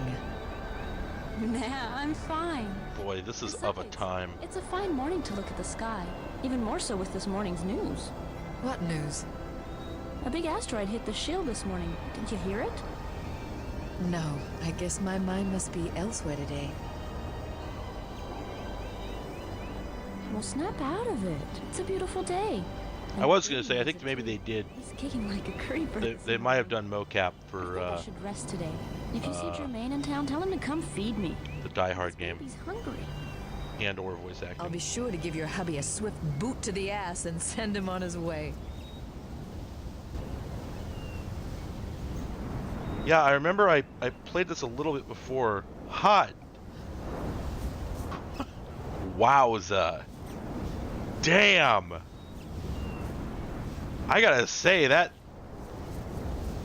Okay, first off, oh my god, look at that real-time 3D rendered, what is it, Rob Liefeld, I think, anatomy. Look at that. Her torso is just twisting in on itself. She's fucking self-intersecting.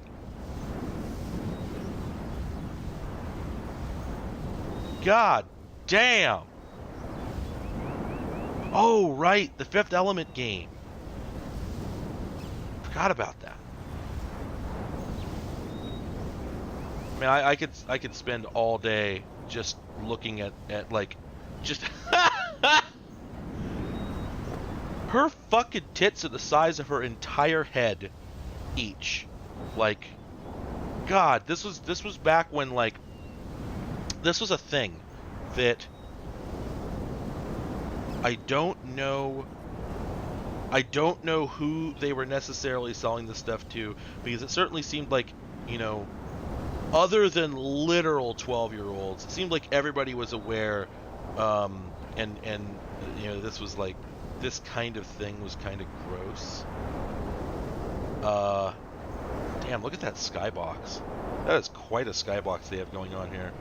They're really leveraging the Quake 3 engine in a way that not a lot does.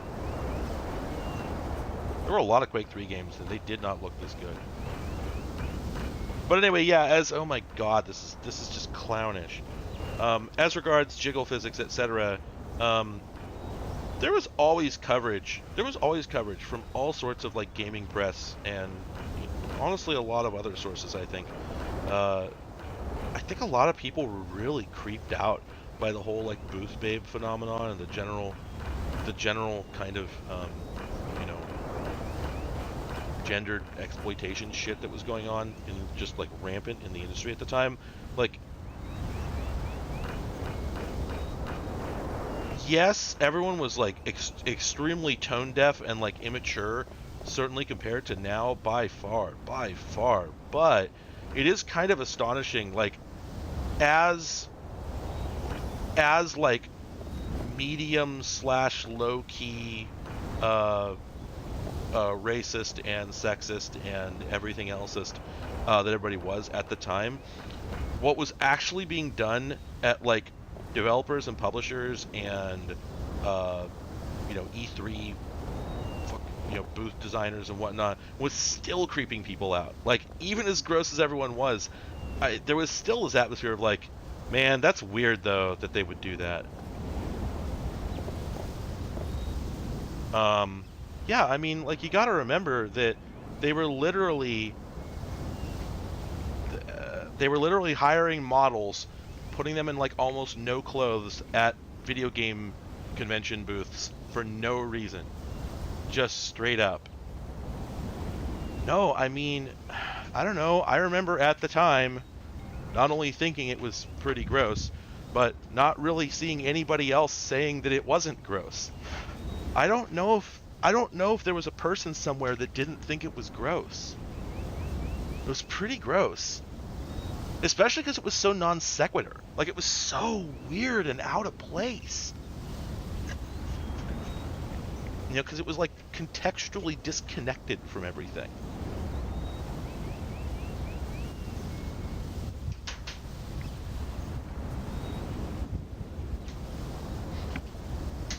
It's like, okay. I mean, somebody was upset when E3 banned Booth Babes. Somebody somewhere, because there's always somebody who's going to get upset in that way. You know what I'm talking about. You know, the person's like, oh, something that can conceivably be perceived as a moral decision is being made, so I automatically hate it, no matter how little I cared for the thing that it's getting rid of. There's always that guy, but like, I don't know. I think it was always perceived as pretty gross. Particularly because, or if not gross, certainly like, oh, you're showing up to a booth that's for like graphics cards or a racing game or like Doom 3, and there's like naked women there. And you're like, what does that have to do with the product? Like, okay, if it were Tomb Raider or like several various edgy, there are naked women in this game, games that came out during the 2000s. Like, there are places where it was contextually appropriate, places where it made sense, places where it fit. You know, if they had like a Duke Nukem Forever booth, which must have happened at least one E3, now that I think about it, they must have had like a Duke Nukem Forever booth, and it definitely had booth babes at it, and okay, that would make sense. It might be gross depending on your perception of yada yada yada yada, but you know, Dead or Alive, and the thing is, like, I don't know anything about Dead or Alive, but I do remember hearing that it was not as bad as it was made out to be. That it was actually like the game itself was not nearly as gross as it seemed at first glance from that whole element. But I don't know. But I'm just saying, like, there were cases where it made sense, games that were tied into conventional senses of masculinity, but it in a lot of cases just didn't. In a lot of cases it was just like, okay, we're here trying to look at like some graphics cards. There's also like a woman with almost no clothes on. Like, it just didn't look right, you know? It was just weird. And look, I was always gay, right? Like, I was always gay as hell. I'll admit to that. But I don't know. I never once remember ever hearing someone go, yeah, and those booth babes.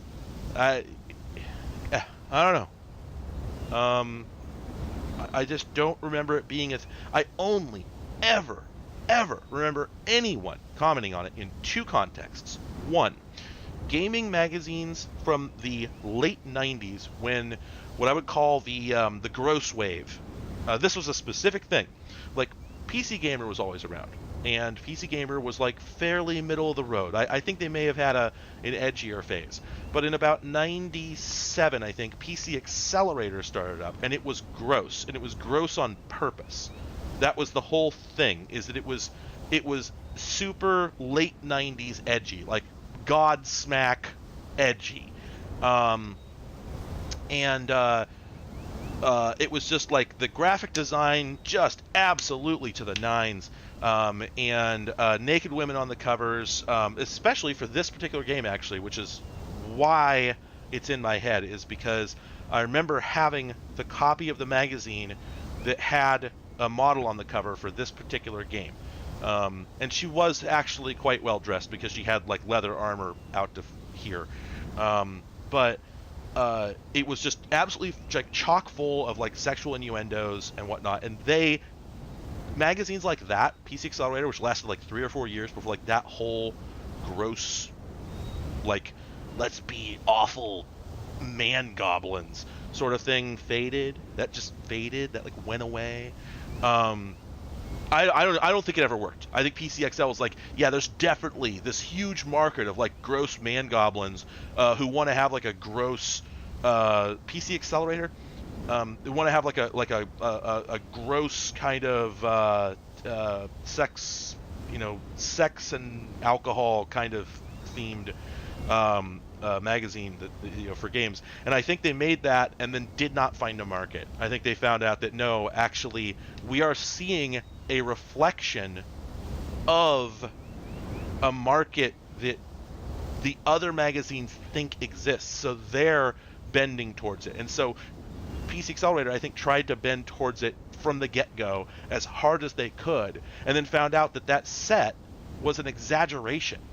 As gross as gamers always were, and as gross as men were, and as gross as the market is, I don't think that the hyper gross person that they imagined really, I'm not sure that person existed, or at least not enough quantity to sell a whole magazine. So I know that during that gross phase, I think that during that growth phase, all the magazines were going like, yeah, we got to hit that E3. Check out those booth babes, just like really hamming it up. And I don't think anybody was buying it. I don't think anybody was rejecting it per se, but I think they were flipping past it. I don't think they particularly cared. And then every other mention of booth babes that I ever saw was somebody commenting on how uncomfortable they made them at E3. Like, which of course was all gaming press, but what can you do? Some of them were pretty young. But yeah, the whole, oh man, the Cliffy B / like, John Romero says now that he was basically like halfway high on his own supply and like twisted up in his own head, and I think halfway was getting bad advice, and like deeply regrets all the shit he was doing in the late 90s, and I really think that's a microcosm of it. I think that as gross as people actually were, I think that the marketers were even grosser and thought even less of people. And I think that a lot of the John Romero's going to make you his bitch stuff, I think that happened not because the market responded to that and not because the creators were actually that gross, except for Cliff Bleszinski, who apparently actually was pretty much a scumbag, and I think still is. But seriously, I'm not trying to defend it or anything. It's more that I think that a lot of this stuff. I'm not going to play this game. I'm just going to talk. We're at the talking part of the stream. I've talked about this before, in depth. Data ruined everything, and it also created everything. And caused everything. It prevents and everything. Data, from Star Trek: The Next Generation, data now informs everything. So PC Accelerator in 1987, what did they have to go off of to know whether they should make a magazine with like almost bare tits on every page? Well, wow, the video is frozen. That's really funny. I wonder how long ago it froze. Who can say? Not that it matters, because I'm just talking now. Yeah, it's hosed. Wow. Okay, well, the machine is like super sad now. I unplugged the HDMI converter, and like now I'm just getting some wildly corrupted graphics. This is super cool. But anyway, yeah. So PC Accelerator in 1997, if anything, all they had to go off was maybe surveys, focus groups, etc. Right? I have always felt, and people have argued with me, and I think they're wrong. I have always felt that the information you get from surveys is flawed, because I have never met anyone in my life who would voluntarily take a survey. Never. Not a survey, not a focus group. You call them, you try to ask them to sign a petition. Every person I have met in my entire life, everyone, everywhere that I have ever interacted with, I swear, reacts to that with vitriol. So I don't know who they're talking to with this stuff. Like, all of it, all the surveys, all the focus groups, I don't know who they're getting for those, because it's nobody in my cohort or anywhere close to my cohort. And I mean ever. I just can't picture it. So I have always felt that the problem with surveys is that you are getting the opinion of people who have opinions. Or that is to say, people who want you to hear their opinions. I don't think you can get someone to come to a survey session or accept one on the phone or go to a focus group unless that person is trying something. I don't know, but they're not like me. And they're rare. And It's selection bias. They're self-selecting for the set of people that will come in and do that. And while some of them may be normal, I still think they're getting a highly biased and flawed view of what people are like. Yes, and exactly, and I think that I think that Apple is probably largely right. But you can also see in Apple is what's left of the 2000s mentality and the 90s mentality of throw shit at the wall and see what sticks, because we don't know what to do. We don't know what people want, and more importantly, people don't know what they want. If you ask people what they want, you always get the Homer Simpson bubble car. That's what that episode of The Simpsons was about for a reason. The focus group is always going to say, yes, I want everything. They don't know what the hell they want. Yeah, well, and I mean, I don't know how they're getting people for surveys. How do they find them? No one's ever asked me to take a survey other than people with card tables outside of Safeways. I have no idea how they find people to take surveys. So I've never heard of anyone I know taking one, except perhaps 100. But just I don't know. I don't know where they're getting people for this stuff. So anyway, right, and that's the thing, is the experience of when you put somebody in a situation where you ask them for an opinion on something, you bias the results automatically. You're not. I don't think you're going to get a valid, like a reasonable. Anyway, the point is, outside of focus groups, they used to just throw shit at the wall and just see if it stuck. And sometimes it worked and sometimes it didn't. And now, absolutely everything is driven either by conventional style, focus group analysis, but I think much more frequently it's just data. And so, not that magazines exist anymore, but if they did, they would be looking at, okay, every time we put a bare tit on the page, our viewership goes down by 0.3% per day for each day that we have it. The tits are bad, right? And at the time, they didn't have that. In 97, they didn't have that. So I think that the data they were running on for this stuff was just deeply flawed. I think it had to have been. Wow, this is really annoying. There we go. I think it just had to have been just deeply incomplete and skewed. And so that's how we ended up with stuff like gross magazines. And I think that's how we ended up with Booth Babes, because I ask you this. In what way, this is always this is a principle, this is a thought experiment that I always use for this sort of thing. Ask yourself, how could the people running E3 and all the booths at E3 have known that people did like that stuff? They couldn't have.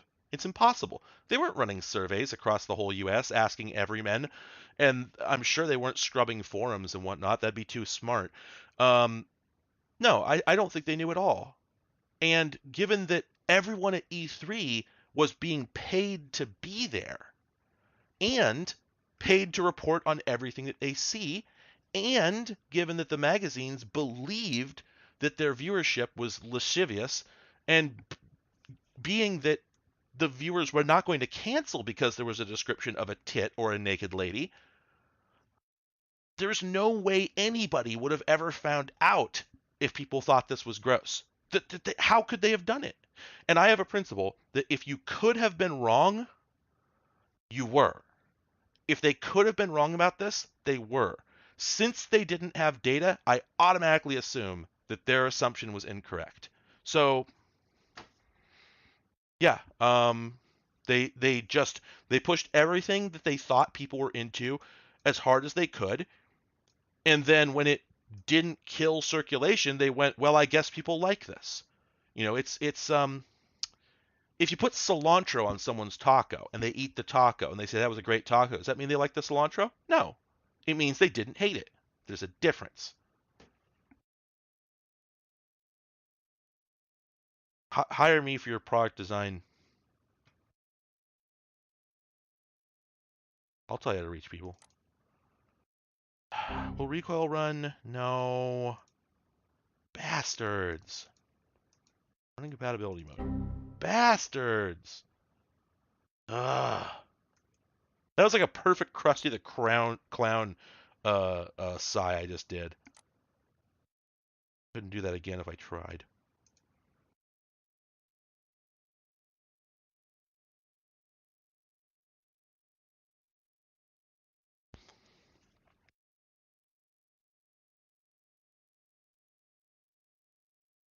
That is a valid point, Gianni. Yes, people may not have enjoyed it, but certainly anybody who complained about it was going to be called the F word, which I do enjoy self-applying, but will not do here out of respect. People probably might not want to hear that. Some people. That's okay. Let's see if Devastation will run.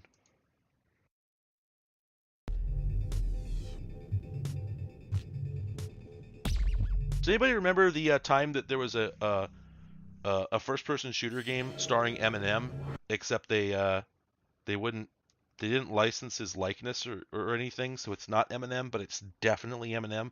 Like just from that half face, that's Eminem, definitely. But yeah, I was having trouble getting this game to launch, and so this was the thing I was going to mention earlier. It's frustrating. I had this machine set up many months ago, and it was working really well. I installed all these games on it. I was just sort of messing around and watching TV with my girlfriend. I installed all these games on it. Everything was doing fine. And I put it away for a while. I take it back out, and now a whole bunch of games that were working are broken. And I'm not really sure why. And I'm thinking maybe it's because of the HDMI output. Oh, look at that. D3D error out of video memory. Please delete your devastation.ini file. That's what's wrong. Oh, okay. Yeah, I think because I'm running two displays, I think I'm low on video memory, and it's causing it to it's failing to start the game. That's the difference between now and the last time I ran this. So let's fire this up.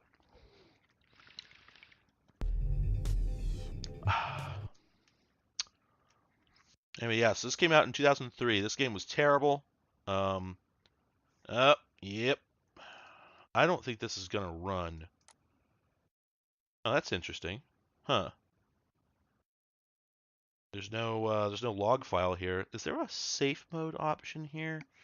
Let's try you can hold down a button when you start an Unreal game and it'll give you the safe mode option.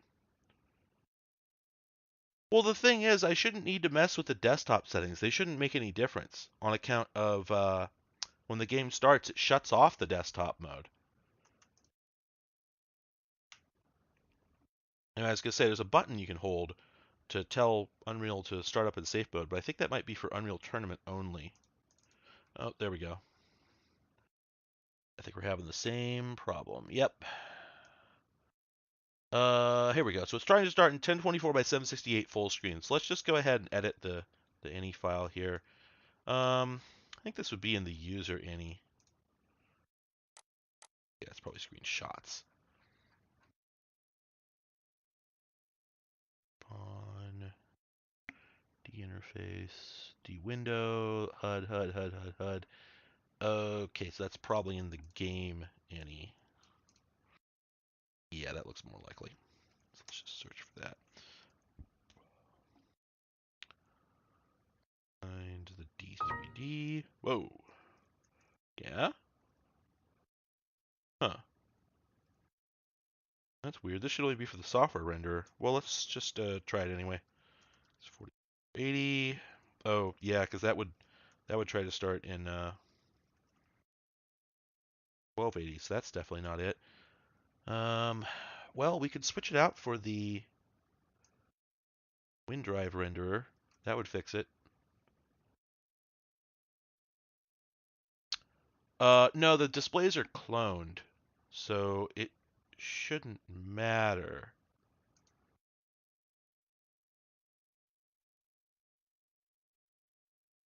Let's see if I can remember how to do this.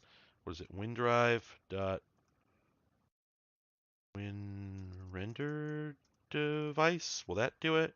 Maybe just deselecting D3D will make it default over there. Let's see what happens. Oh, well, that looks encouraging. Oh, big crash. Failed to find object. Oh, okay, now that makes sense. Well, do we have a default.ini? There we go.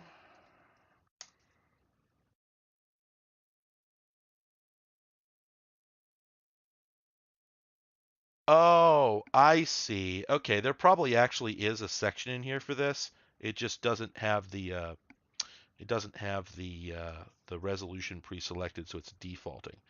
So if we, there we go. Okay, so we just need to copy these guys here, paste those in here. Interesting that it defaults to D3D. Unreal, I think, was pretty heavily OpenGL focused, but whatever. Okay, that did launch at 640. It looks like it's still failing. All right, well, yeah, sure, fine. Let's go ahead, drop the resolutions, and see what happens. Because I am running my desktop at like a ridiculous resolution. I'll give you that. Oh, that was encouraging. Nope. Nope, still no dice. Huh. Well, I'll tell you what. Let's switch to just the output. Just the HDMI. Okay, there we go. All right, so we're on HDMI only now. See if there's any improvement. Nope, no dice.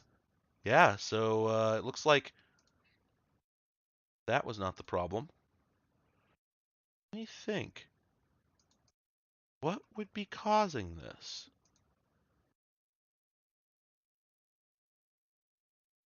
Because again, this used to work. And,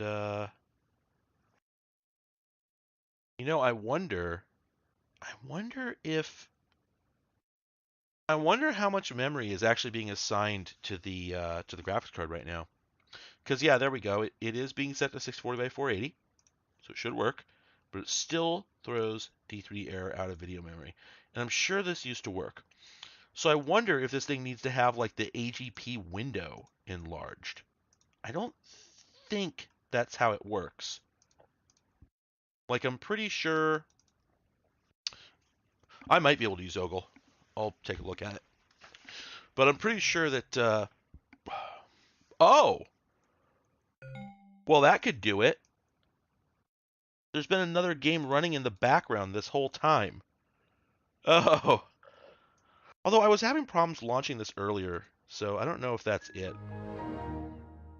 But let's go ahead and restart and see what happens.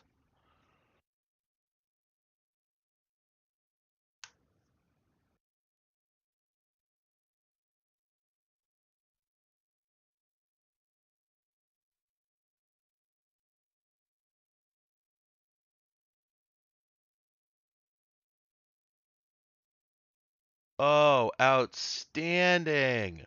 Folks, my new video is finally ready for release. So tomorrow at probably about 9 o'clock.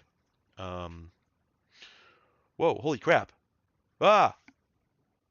I had an order. I just received a package? No, they didn't deliver a package at 11 p.m. It must have arrived earlier. I just never got a notification. Apparently I received a package. Please hold. I'll be right back.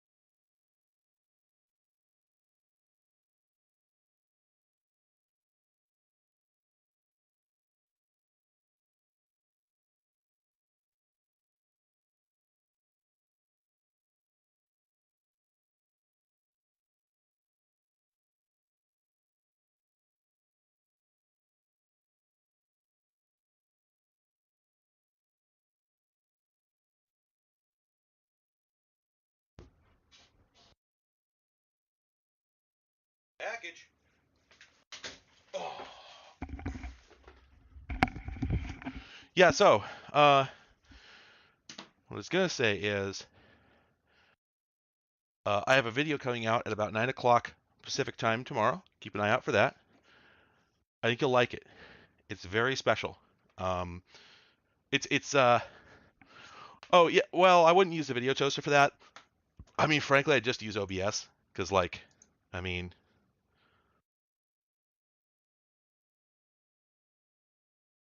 can do whatever we need to do. There we go. I gotta trim that transition up. It takes a while. All right, anyway.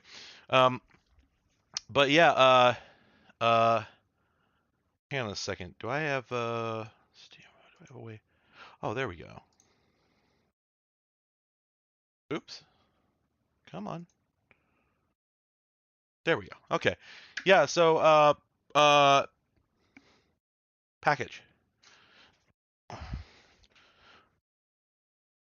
This is going to be a big reveal in a later video, but fortunately, on a typical video, I get something on the neighborhood of, well, 85 to 100,000, 85,000 to 100,000 views, and there are 21 people here, and my streams usually get somewhere in the neighborhood of 120, 200 views, something, maybe 300.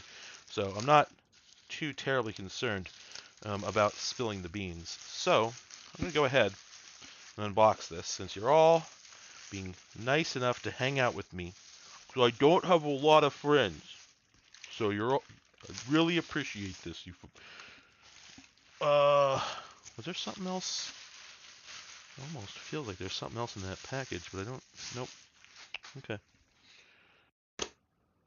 So this is fairly special. It's a camcorder. It's a solid state camcorder. I think it records on, I don't know, smart media? Yeah, smart media. And, well, it doesn't seem like it would be very, very special. Yeah, portrait mode, because my webcam's in portrait mode. That's how I use it. It doesn't seem like it would be very special. It's a Sharp. It's an internet view cam. But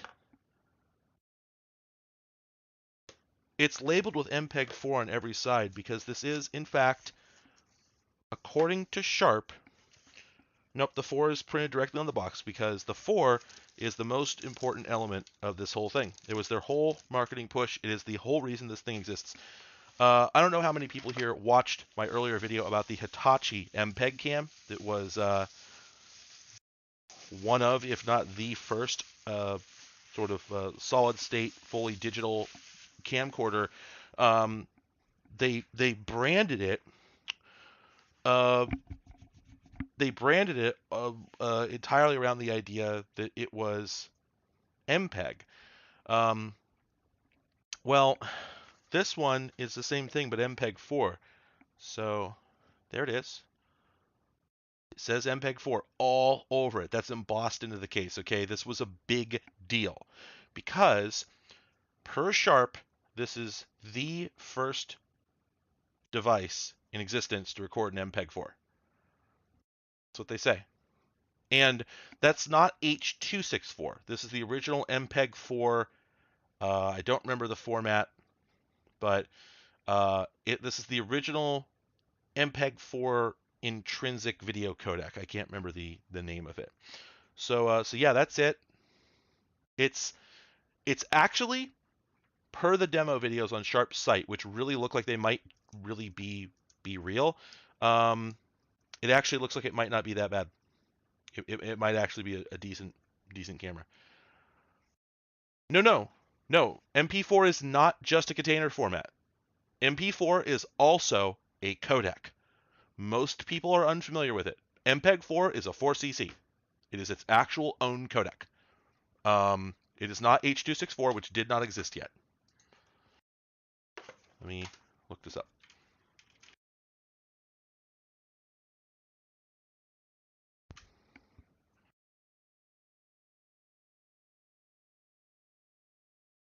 Yeah, smart media.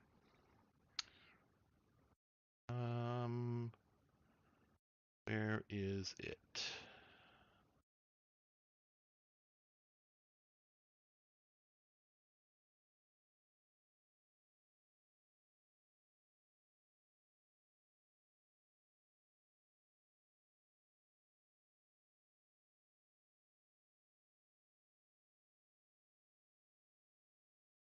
Part 2. Yes, ASP. That's what it was. Yep.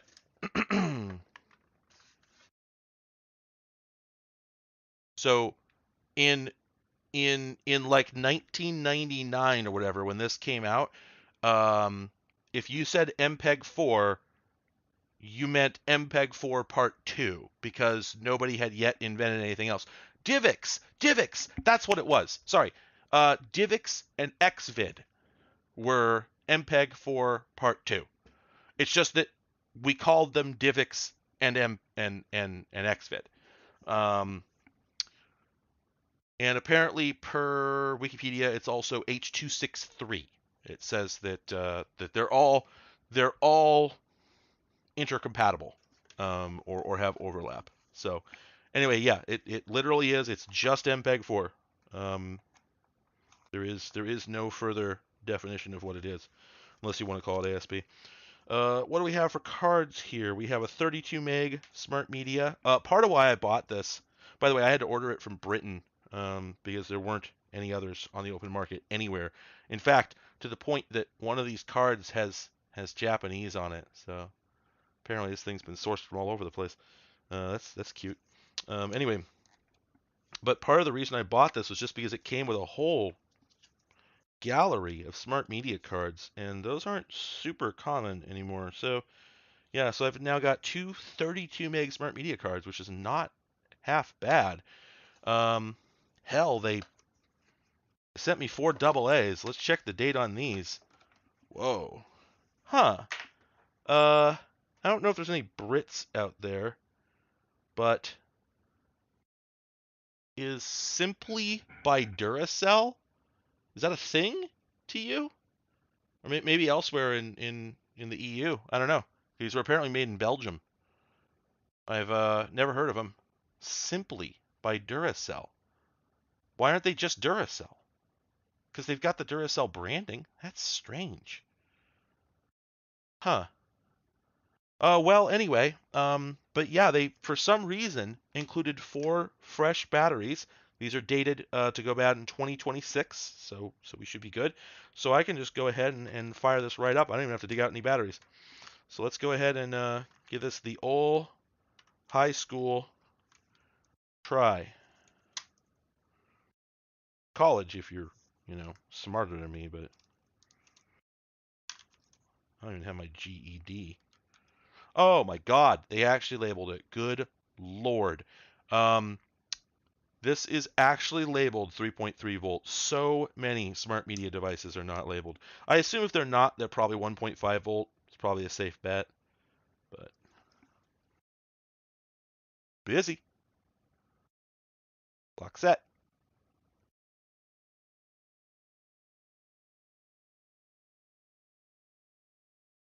Oh wow, it got mad at me because I didn't set the clock. Okay.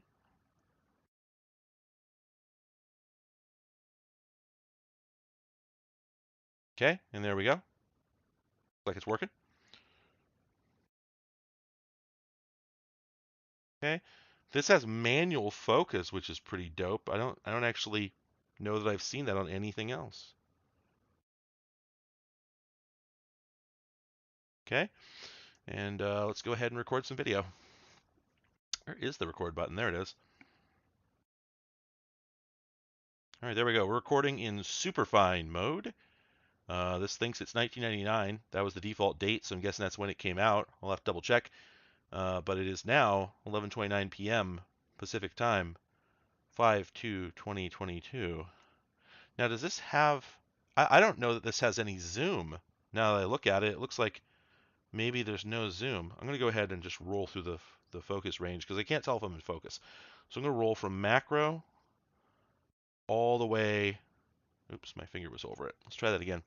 This is all the way macro, and we'll roll all the way over to mountains. All right. Looks like it's recording just fine. And I think the whole thing with the batteries having the built-in testers, I think the problem was that even when you weren't pressing on them, they were always draining the battery a little bit. I think might have been the issue with those. Now, oh, that's funny. This thing does have zoom, but it's clearly digital zoom. Oof, that stings. I'm trying to figure out if this has a playback mode in the device. It kind of looks like it doesn't. Whoa. Wow. I have never seen that. Oh, wait a minute. No way. I think I know how to do it, and I'm going to show you. Okay? Watching? So the camera can tilt over here like this. It can tilt back. And this is how we do it? No? Ah, oh, shoot. There. When you flip the camera so that it's pointing all the way inward, it goes to playback mode. Wow.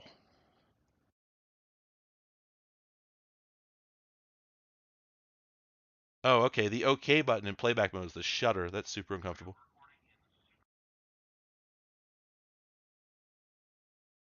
Date, so I'm guessing that's when it came out. I'll have to double check. But it is now 11:29 p.m. Okay, all right. So it works. It's in really good condition. I think, was it good nick? I think is what I'm supposed to say. Yeah, when the Hitachi MPEG cam came out, it used Hitachi's in-house developed MPEG-1 codec chip that they were very proud of. And it was basically a vehicle for demonstrating that. So I'm inclined to agree that that is probably the story. Also, I don't know what these are. It came with these little reflective, press-on reflective adhesive discs, but like they're not rubber or anything. They're not bumpers. I don't know what they are. Anyway, we do have a couple other interesting things in here, however. It actually keeps going. First off, we have, well, we've got the software for, oh, no, I'm sorry. Okay, sorry, I misidentified what I had at first, but it's okay. Yeah, this here, this is the software on compact disc, and then there's floppies. But the reason there's floppies, for when this machine came out, you almost certainly would have had a compact disc drive in your machine. But if you didn't, there was a good chance you also didn't have USB, but you would have a floppy. And so, a bunch of people out there probably know what this is. Flash Pass. But I believe that what I have here... Whoa, apparently I lost my connection to YouTube for a moment, so I'm not sure what all you may have missed. But anyway. Yeah, so this guy here, you put a smart media card in it, and you can read the card in a floppy drive. And I believe it's basically... I think it's basically a tape adapter like you'd use in a car, where it literally just has a magnetic head hidden underneath this piece of plastic, and it encodes pulses that the floppy head can read. But, um, it's not as clever as it seems because it doesn't actually encode it into normal floppy signals. I think they're too complex, which is why you have to have software for it. I believe I have been told that they do not work without the special software. And you can bet that what it's really doing is it's abusing the hell out of the floppy mechanism and basically encoding data into essentially a low bitrate serial stream that's being encoded using something like, I don't know, error rates or some crap where it's like, oh, we'll tell the floppy drive to read the same spot over and over and over and over and over and over and over again, and every 3 times we'll get a new byte or whatever the hell. But anyway, the moral of the story is I bought this thing halfway because it came with the smart media cards.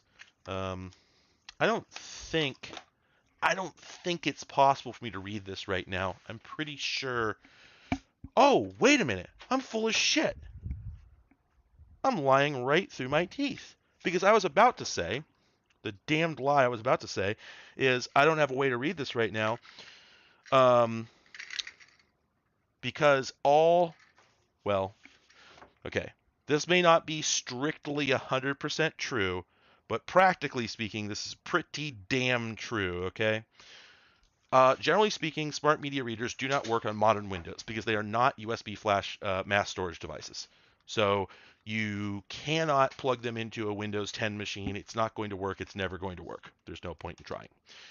However, I was thinking to myself, well, I don't want to dig out one of my XP machines. You know, just, it sounds like a lot of work. Oh, right. That's what we were doing before the package arrived. I forgot. So, well, congratulations. You have like the only smart media card reader in existence that is a USB mass storage device. Every single one I have ever tried is a USB 1.1 device that does not use the modern standard. So, I've tried like 8.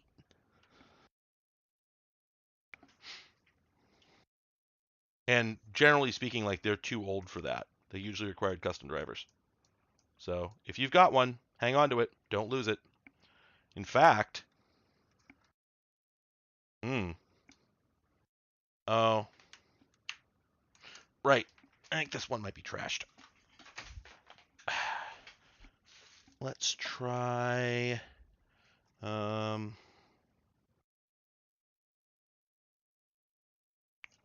that's depressing and upsetting. I had another one that worked great, and so it took me a long time to find the drivers for it. But it's okay because I put the drivers on a CF card and I stuck them into the thing because it's a combo CF card and smart media reader. So I stuck the drivers on a CF card, I put them in there, and that way they would always be with the device. It's got a note on it that says XP drivers on CF. The CF card slot is empty.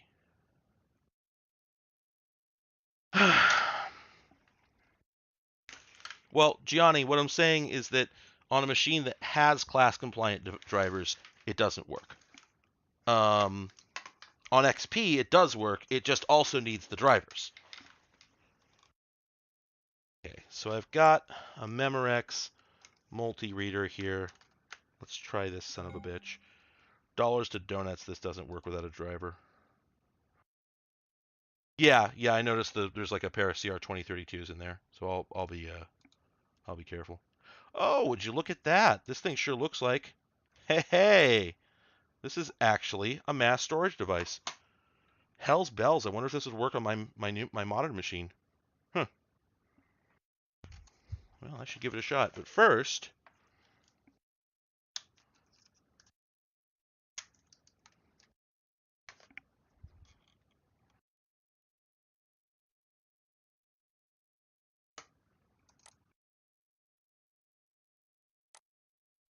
yep. Can never tell which direction to insert the smart media card. Oh, that must have been it. Okay, here we go. Y'all ready for this? This might be loud. I'm gonna go ahead and turn it down over here.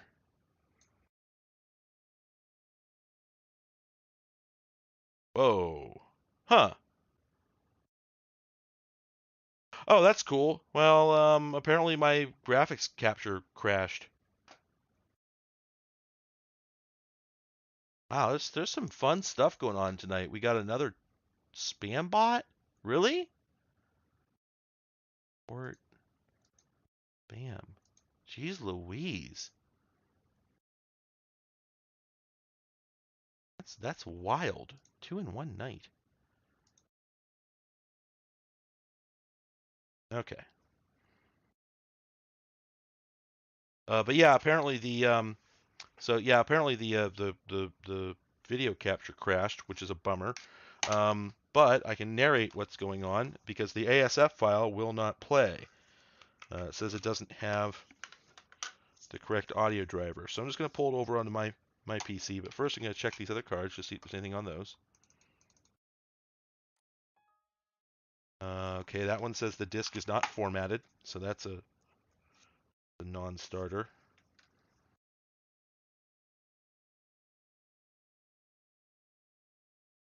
Let's try this other one. And okay, that one looks like it was actually used. Okay, no actual files, just a file structure. Okay, so nothing going on there. Oh. Oh, interesting. I mentioned there were these little silver pips. Well, I just found one of them in this sleeve with the Smart Media card that also has the stick-on label, and I noticed that it's got this circle on here. And you know what? I admit that I don't know that much about Smart Media, so I wouldn't know this, but I am guessing that that is either a write protect, either an optical or a conductive write protect indicator. So I guess I should keep those. Yeah, there we go. Yep, that makes perfect sense.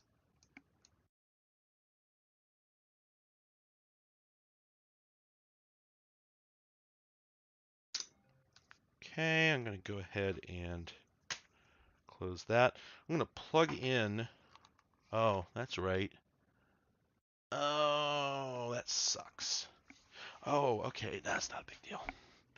Unplug the HDMI capture card because we're pretty much done for the night in a moment anyway.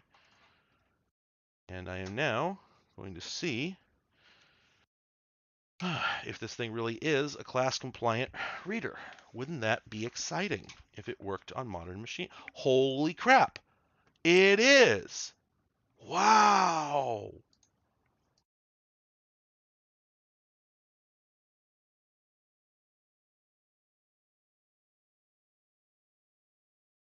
Yeah, I really did not expect that to work. Huh.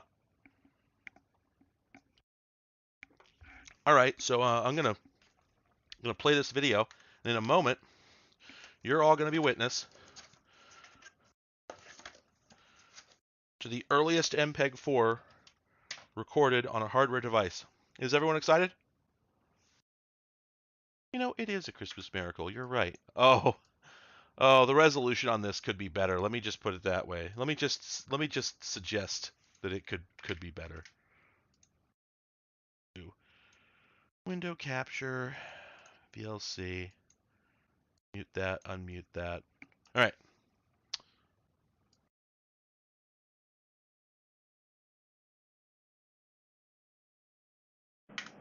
Oh, whoa, it's not capturing the, oh, crap. There we go. All right, there we go. We're recording in superfine mode. This thinks it's 1999. That was the default date, so I'm guessing that's when it came out. I'll have to double check. But it is now 11:29 p.m. Pacific time, 5/2/2022. Now, does this have... I don't know that this has any zoom. Now that I look at it, it looks like maybe there's no zoom. I'm going to go ahead and just roll through the focus range because I can't tell if I'm in focus. So I'm going to roll from macro all the way... Oops, my finger was over it. Let's try that again. This is all the way macro, and we'll roll all the way... This is like 50 kilobits. Mountains. All right. Okay, so it said it was in super fine, but I'm pretty sure that that does not mean that's the highest resolution or the highest frame rate. I think it just means that it's the highest bit rate for that mode. So let's take a quick look at this. I think we can probably get a better picture out of it. Maybe not though. Maybe we've just seen the best that 1999 had to offer.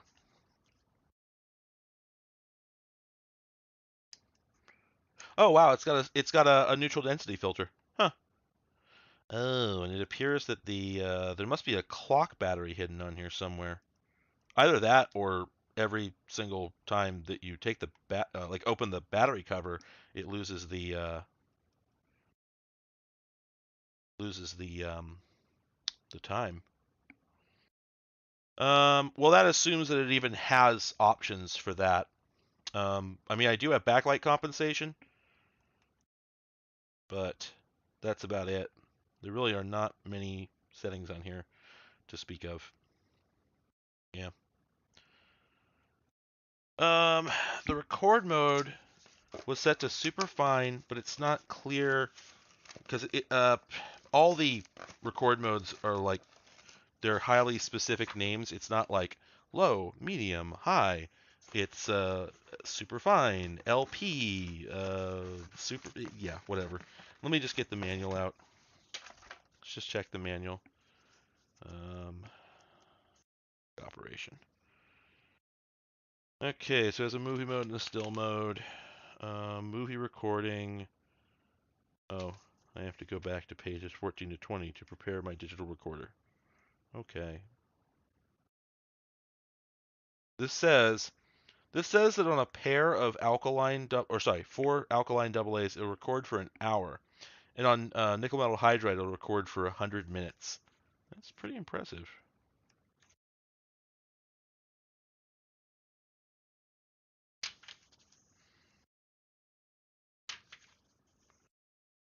It lied to me.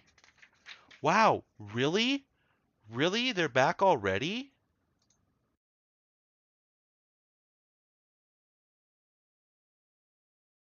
You know, I wonder if I didn't actually successfully ban that bot before. Maybe I just deleted their previous messages and they've been here the whole time.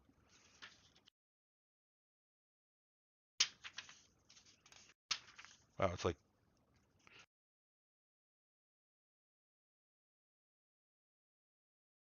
come on. Man, where is the setting? Oh, I'm still in advanced. Okay, here we go. All right. Ah, that's what I thought. Yeah, we were actually not at the highest quality setting, I believe.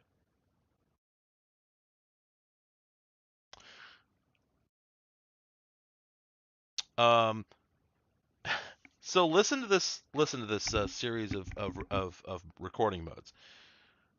We have normal, LP, fine, super fine, and 1/4 VGA. Wow. Um. Oh. Oops. Okay, yeah, the frame rate suffers. All right. Oh, here's the actual data. Okay, there are 4 recording modes at 160 by 120. In the long play mode, the lowest quality mode, it's 1 to 2 frames per second. Then from there, normal, fine, and super fine are 5 to 10, 5 to 12, and 5 to 15 frames per second. And then there's a 1/4 VGA mode, which is 320 by 240, but it only records 2 to 5 frames per second. So it's pretty heinous. Um, yeah,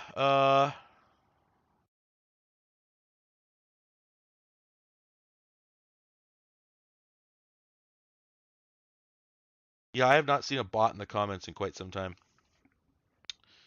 Anyway, yeah, the bit rates there are apparently so supposedly that was a 384 kilobit stream plus 32 for the voice, so like 400 odd kilobits.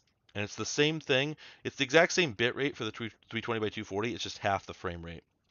Well, it says it's 1/3 the frame rate. Hmm.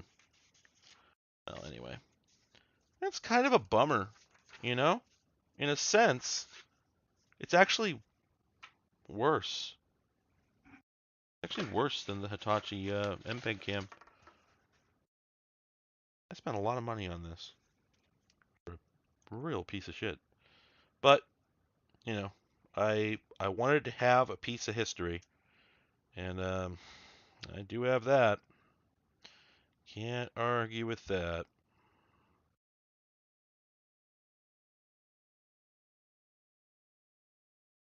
So let's turn on backlight compensation.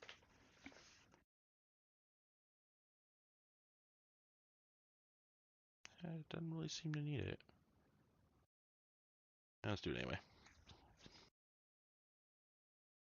Here we are recording in the 320 by 240 1/4 VGA mode. Did that really say 320 by 240? I guess it did. Is that 1/4 VGA? Why would it say that? Wouldn't that be half VGA? Huh. Well, anyway, there it is.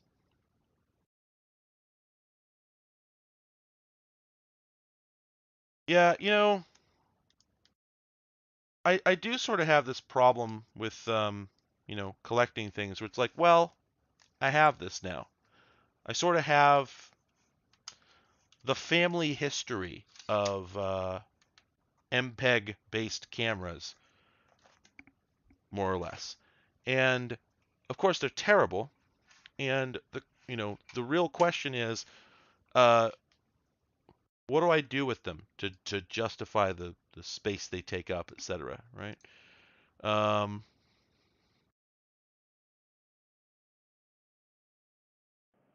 Here we are. oh wow, it's actually quite an improvement.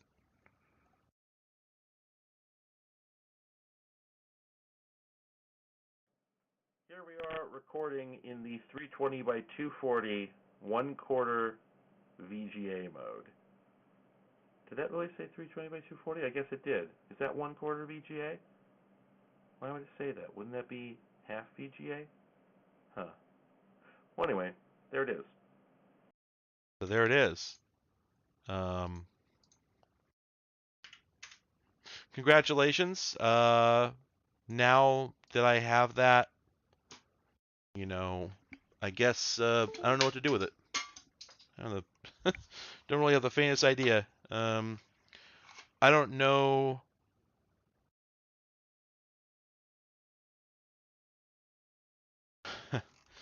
I don't know if I'm gonna be able to get a video out of it. You know, it feels too thin to actually be a video. I'm sorry if I've been a little weird tonight. I felt a little poorly spoken tonight. It was sort of just mumbling and muttering and meandering, and yeah. I started by having a beer that I didn't really love all that much, and also sort of gave me heartburn, and also sort of made me muddy in the head a little bit. And of course, it was a bad day in a couple different ways. Um, discuss. Um, like this is cool, but at the same time, it's also kind of a bummer because I thought it was higher resolution than it is. Like I have to admit that, like yes, while I did buy it knowing it was bad, I thought it was a little bit better than that. And I don't even know what to do with that. That's sort of worse than a Hitachi MPEG cam.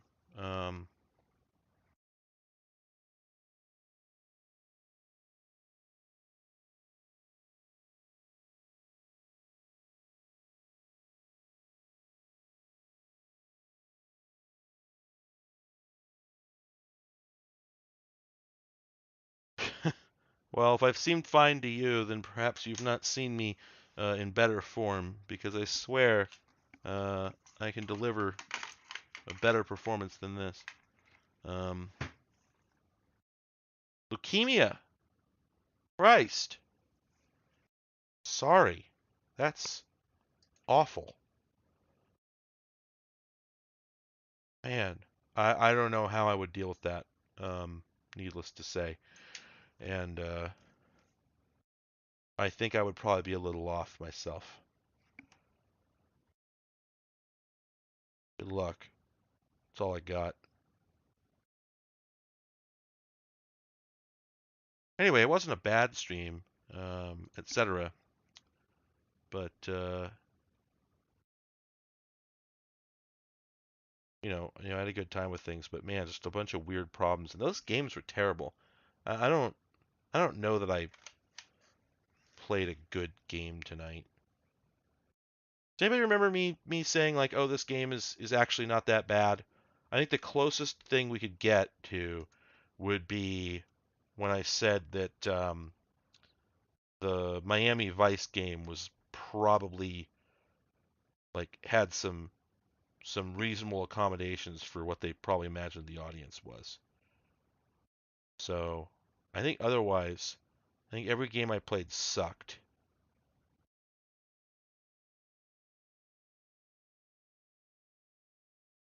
Oh, give me a second though. Before I was about to sign off, but give me a hot second here. We got I'm something's just coming in.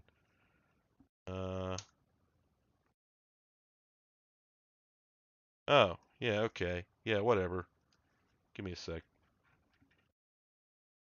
Oh, I wonder if that's what's up.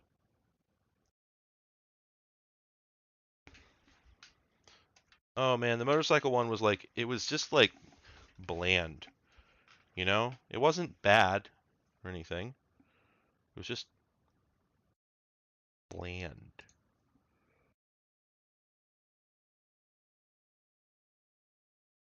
Right. Give me a second.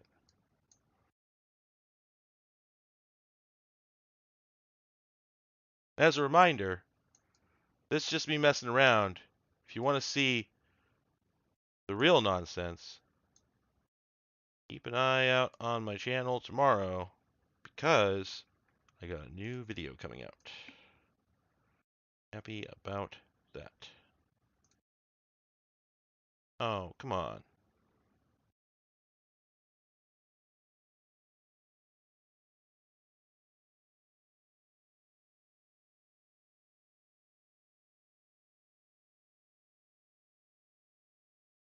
Look at that.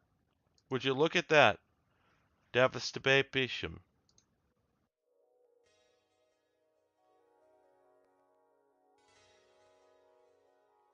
There's some sound down there somewhere. Ah.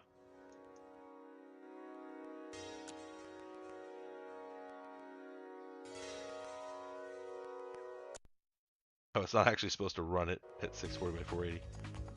Yeah, the new video is going to be dope. You're going to dig it.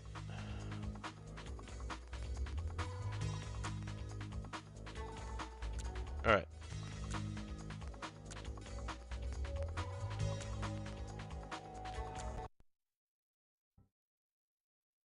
Oh, what the hell?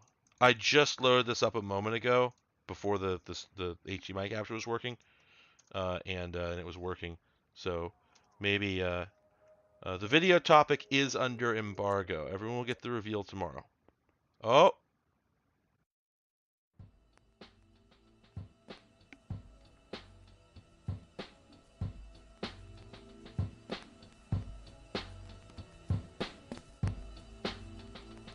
No, I'm not premiering this one. It's not that big. I just think it's a pretty cool video. I did a patron email. I'll give you this information. I did a patron email where I said that it's about a disk format that Foon doesn't have. But I'll be sending it to them. Damn, well, it's about time, don't you think? Duffy, good to see you again. I've done some scouting of the asylum. I know your man's still in there. We'll have to get past some guards and laser fences to get in. I've set up a simulator in the back so you can practice. Once you've got it, follow your GPS. It will lead you to the mainframes in the area.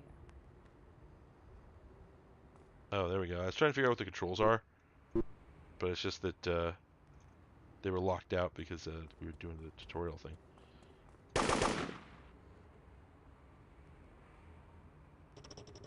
Okay, I guess I'm hacking. Yeah, I just got this running, so I'm going to take this opportunity to mess with it a little bit before I sign off. Oh wow! Look at all the see all the guns I have. This has the Soldier of Fortune gun situation going on. Oh, but it's also the kind of game where you can pick things up. Oh, and it doesn't like it. Oofa doofa. Oh my god, they barely tested. Yeah, you can absolutely just put things right through walls. And I think it's just over there banging around inside of geometry now. Anyway, alright, so we got a knife. Okay.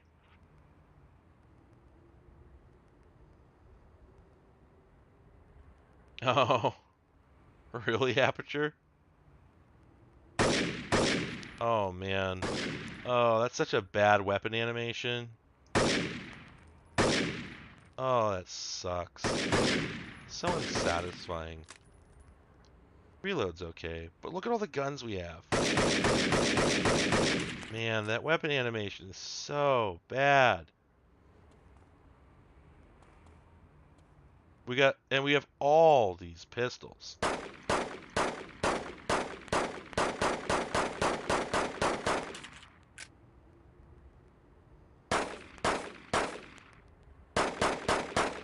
Why do we have all these pistols? They're functionally identical. Alright, and we got Newsy. No, it's Mac 10. Actually, 9mm SMG, that's a Mac 11. Technically. Weird sounds, etc. Micro Viper. Wait a minute. Oh, wait, is that a Mac 11? That one looks more like it. I'm not sure what this is supposed to be. It looks like a knockoff. Okay, it looks like they sort of blended some things together. Anyway, then we got obviously an M16. Oh, actually, hang on. So this is assault rifle, right? Yes, the well-known U.S. Army assault rifle. Then we have the Clum Owl, which is obviously the Spaz 12. Now, over under odds. Did the developers know that the Spaz 12 is a semi-automatic shotgun and you don't pump it unless you're using like rubber bullets or baton rounds or like a door breaching round or something? Let's find out. Oh, wow. Okay, they actually did. However, it does have Counter-Strike recoil, which automatically does take points off.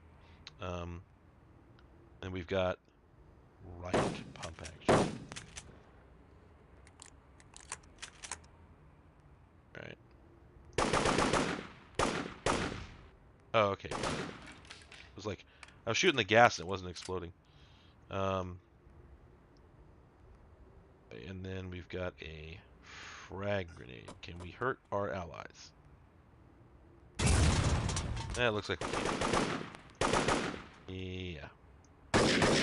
Nope. Okay, will this kill us instantly? No, but it kills us pretty fast.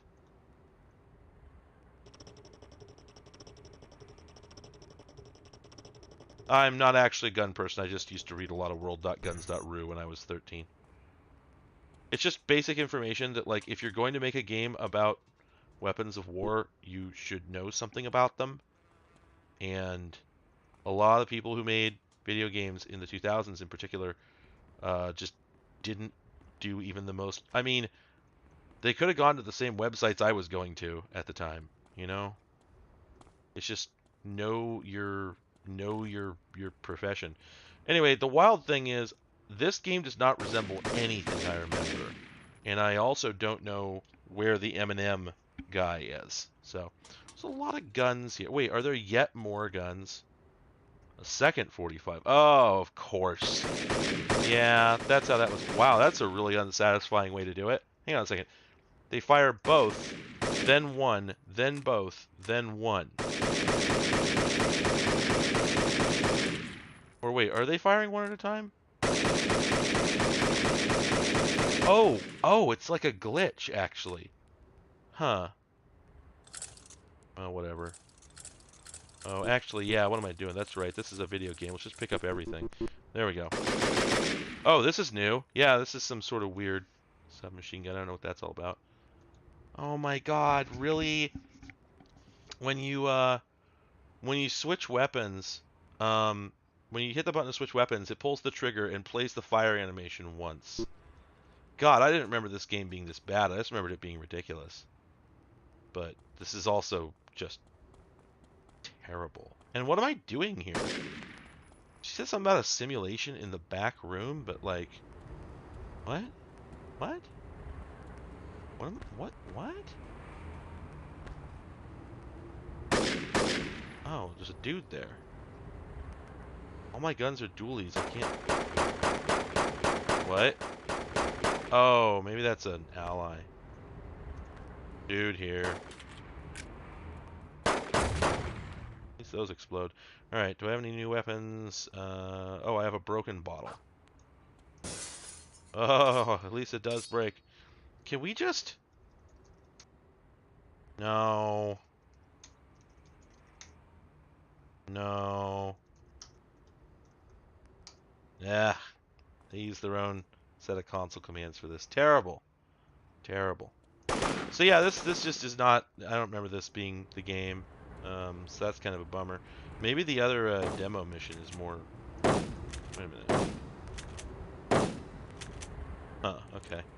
Right click, like alt fire does fire this, and for a moment I thought to myself like, oh please tell me they didn't give it a double barreled fire. That doesn't make any sense. But no, they didn't. Just for some reason you can just fire with both buttons. I don't know why. Oh man. Well, this is anticlimactic, I'm gonna say.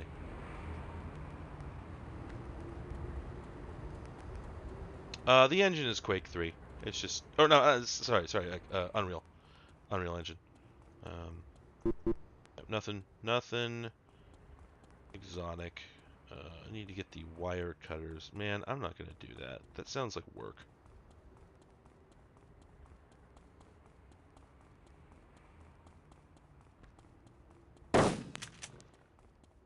Are they in here?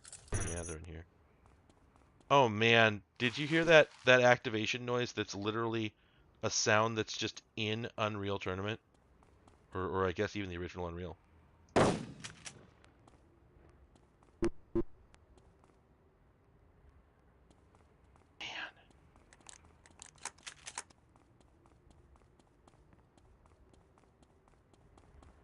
Yeah, I would just use the two guns all the time, but I can immediately tell as soon as I fire them, I'm like, oh, these aren't going to hit anything ever.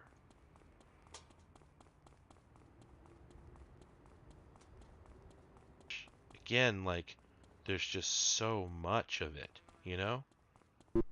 There's just so much. Why? It's not, you know, open world games hadn't been invented yet. Why is this so big? So much of it. Why is there enough room to get lost, you know? At least that works. There are a few comforts in life.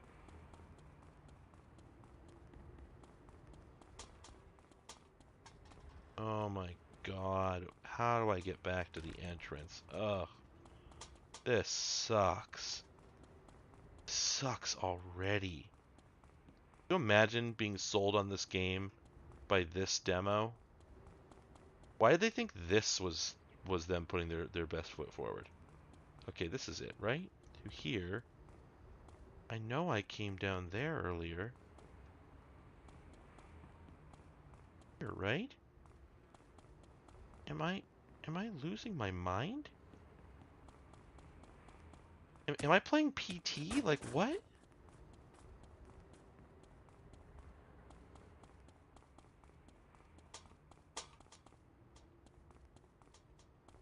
What is going on? I swam to John. What? I've tried all the ways.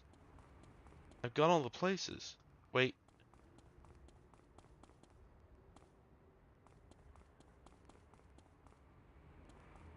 Oh, this sucks. Oh, this sucks. Every single video game in this era. It was just like this. Like, cool. Nothing's going on. Not a damn thing. Nothing. Nothing is happening right now. Right? How exciting is this? I just... Okay, I found her. I found the... Yeah, I'm like right next to where I started, but there's no door to get through there for some reason. Wait, here it is. I did this 10 times. You just watched me do it like 10 times. Oh. Oh. Oh, this sucks. looks. I remember this game being a lot better than this. Yeah, it was like, it was some sort of big, like, dystopian thing. But that right there, you just saw what it boils down to, you know? She said something about there being a simulation in the back room, but, like, where's that?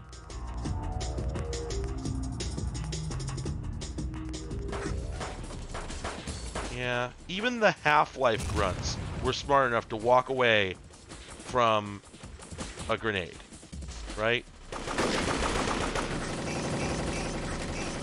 Speaking of which, really? We have no explosives or anything, so they can just mow the thing. This turret is just mowing me down. This is incredible. I would say this is what passed for entertainment back then, but no, like, it was bad then too. Again, you know, penny arcade. Video games suck now. We all know.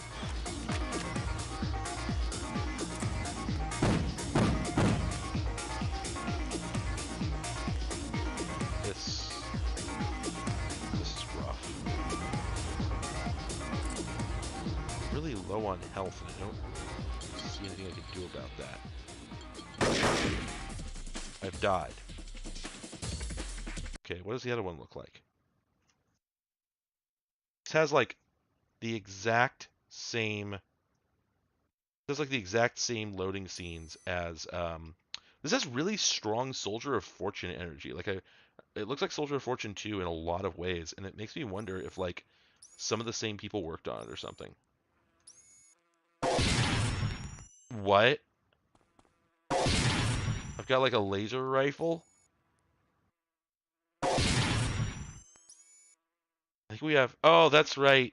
Yeah, the last time I played this, I discovered this was even more guns. Even more guns. Oh. We have 3 different sniper rifles against strong Soldier of Fortune energy.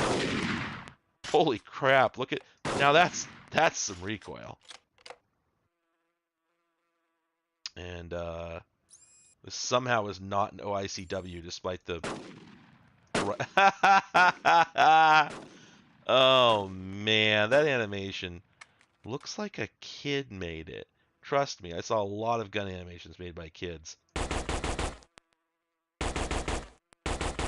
That's fun. Alright. But then we've got like, okay, so this is the laser. Alright, and then we have a minigun. Yeah, okay. And then this is just called Antique Machine Gun, which I think this game is supposed to be set in like the semi-near future. So I guess that sort of makes sense. And also, yeah, the physics objects are just leaving. Are we going to do the full reload experience? That's close enough. Right? We have a rat. We have a rat. We have a rat. Would you like him? Rat? They're free. You can just take them. Would you like a rat? Come on, buddy. If you don't like rats, it's because you never met a rat. Oh. Oh. Yeah? Is this what's up? Oh, there's another rat. Hello. Oh, okay. Well, you don't want this rat, apparently.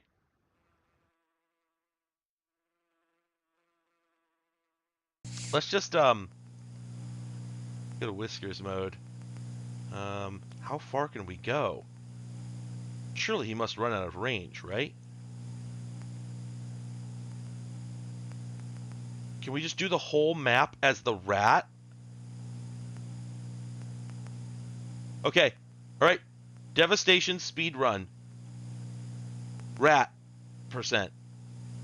You gotta do the whole game as the rat. That's a frame perfect trick right there.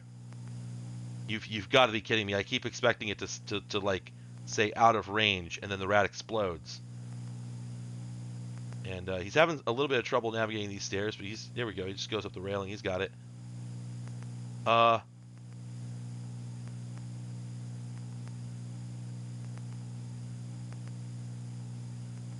It's still... I'm still doing it. Are you kidding me? They didn't put any kind of limitations on it. Look at how fast I'm going through this extremely boring and tedious level. This is great.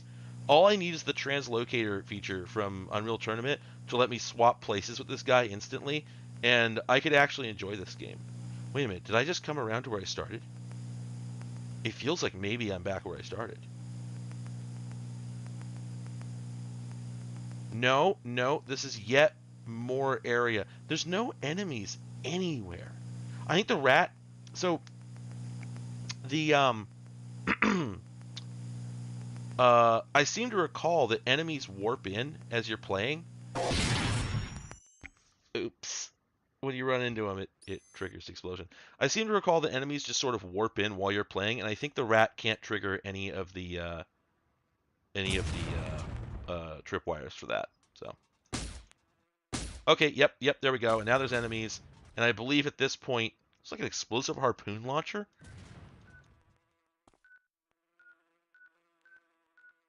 Wait a minute. Oh, it is. It's an explosive harpoon launcher, and you can remotely detonate them. Huh.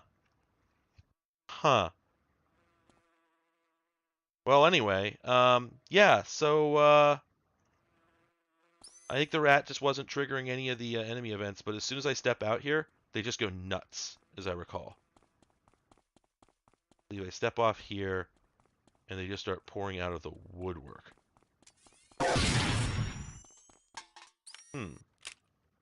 That's kind of messed up. We got a katana, though. What? Oh! I was like, what the hell are you guys shooting at?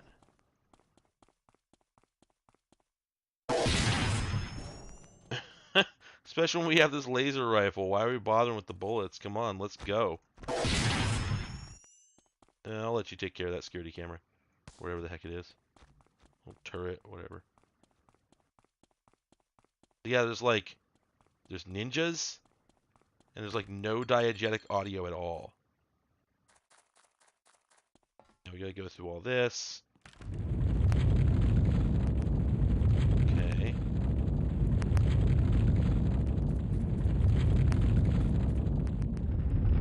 Oh, okay, wow. So, in all that rat scouting, I skipped, like, cinematics. This is incredible.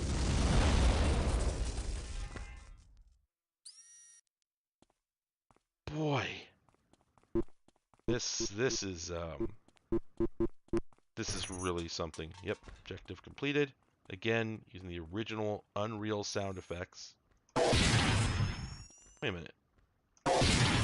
I nailed that dude. Directly. What is this clown college bullshit? Oh, are those my guys? What? How did they get over here?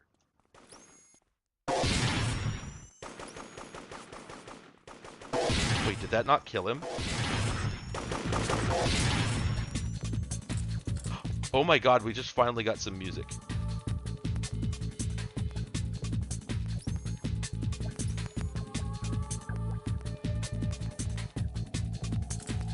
Okay, another laser rifle.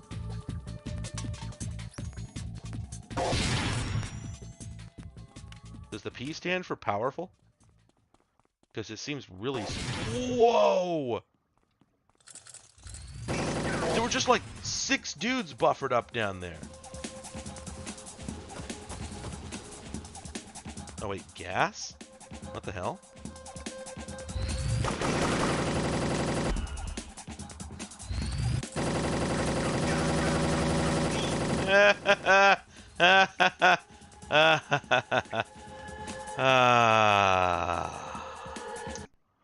All right, everybody. It's been fun. As fun as today can be, anyway.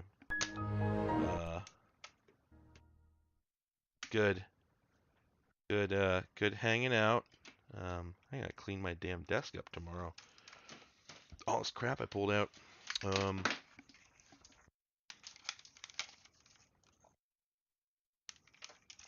But yeah, that was pretty good.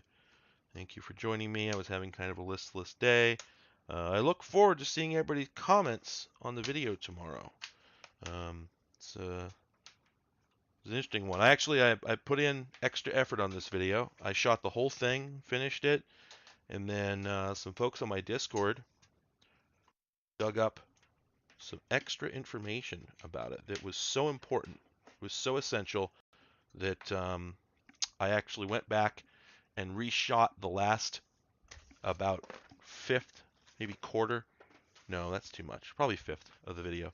Went back and shot about 6 or 7 minutes of pickups because it was so very crucial to the story of the whole thing, and there was no better way I could do it. So yeah, I put more effort into it than I really intended, truth be told. But I think there's a number of interesting angles with it. There's software, there's hardware. The whole version 2 is a big improvement. Yep, Discord's for patrons only, $5 and up, because it was growing too quickly. It used to be patrons $2 and up, and honestly, there's already too many people on there. Not really, but sort of. I wouldn't want it to grow any faster, so I made it mid patron tier. But yeah, it's I really get a lot of very important feedback and assistance from folks on there. So in this case, it was enough that it just like significantly changed the whole outcome of the narrative. So I had to remake a good chunk of it, and I almost released it without doing that. It would not have been nearly as good. So I was going to release it this morning, but folks on Discord talked me in to actually reshooting that segment, which was the right call. So anyway, I hope you all enjoy it. I hope it does numbers, because my last one sure didn't. Oh boy, God, did terrible. Hopefully this one does a little better. But mostly I just hope people like it. So see you tomorrow in the comments.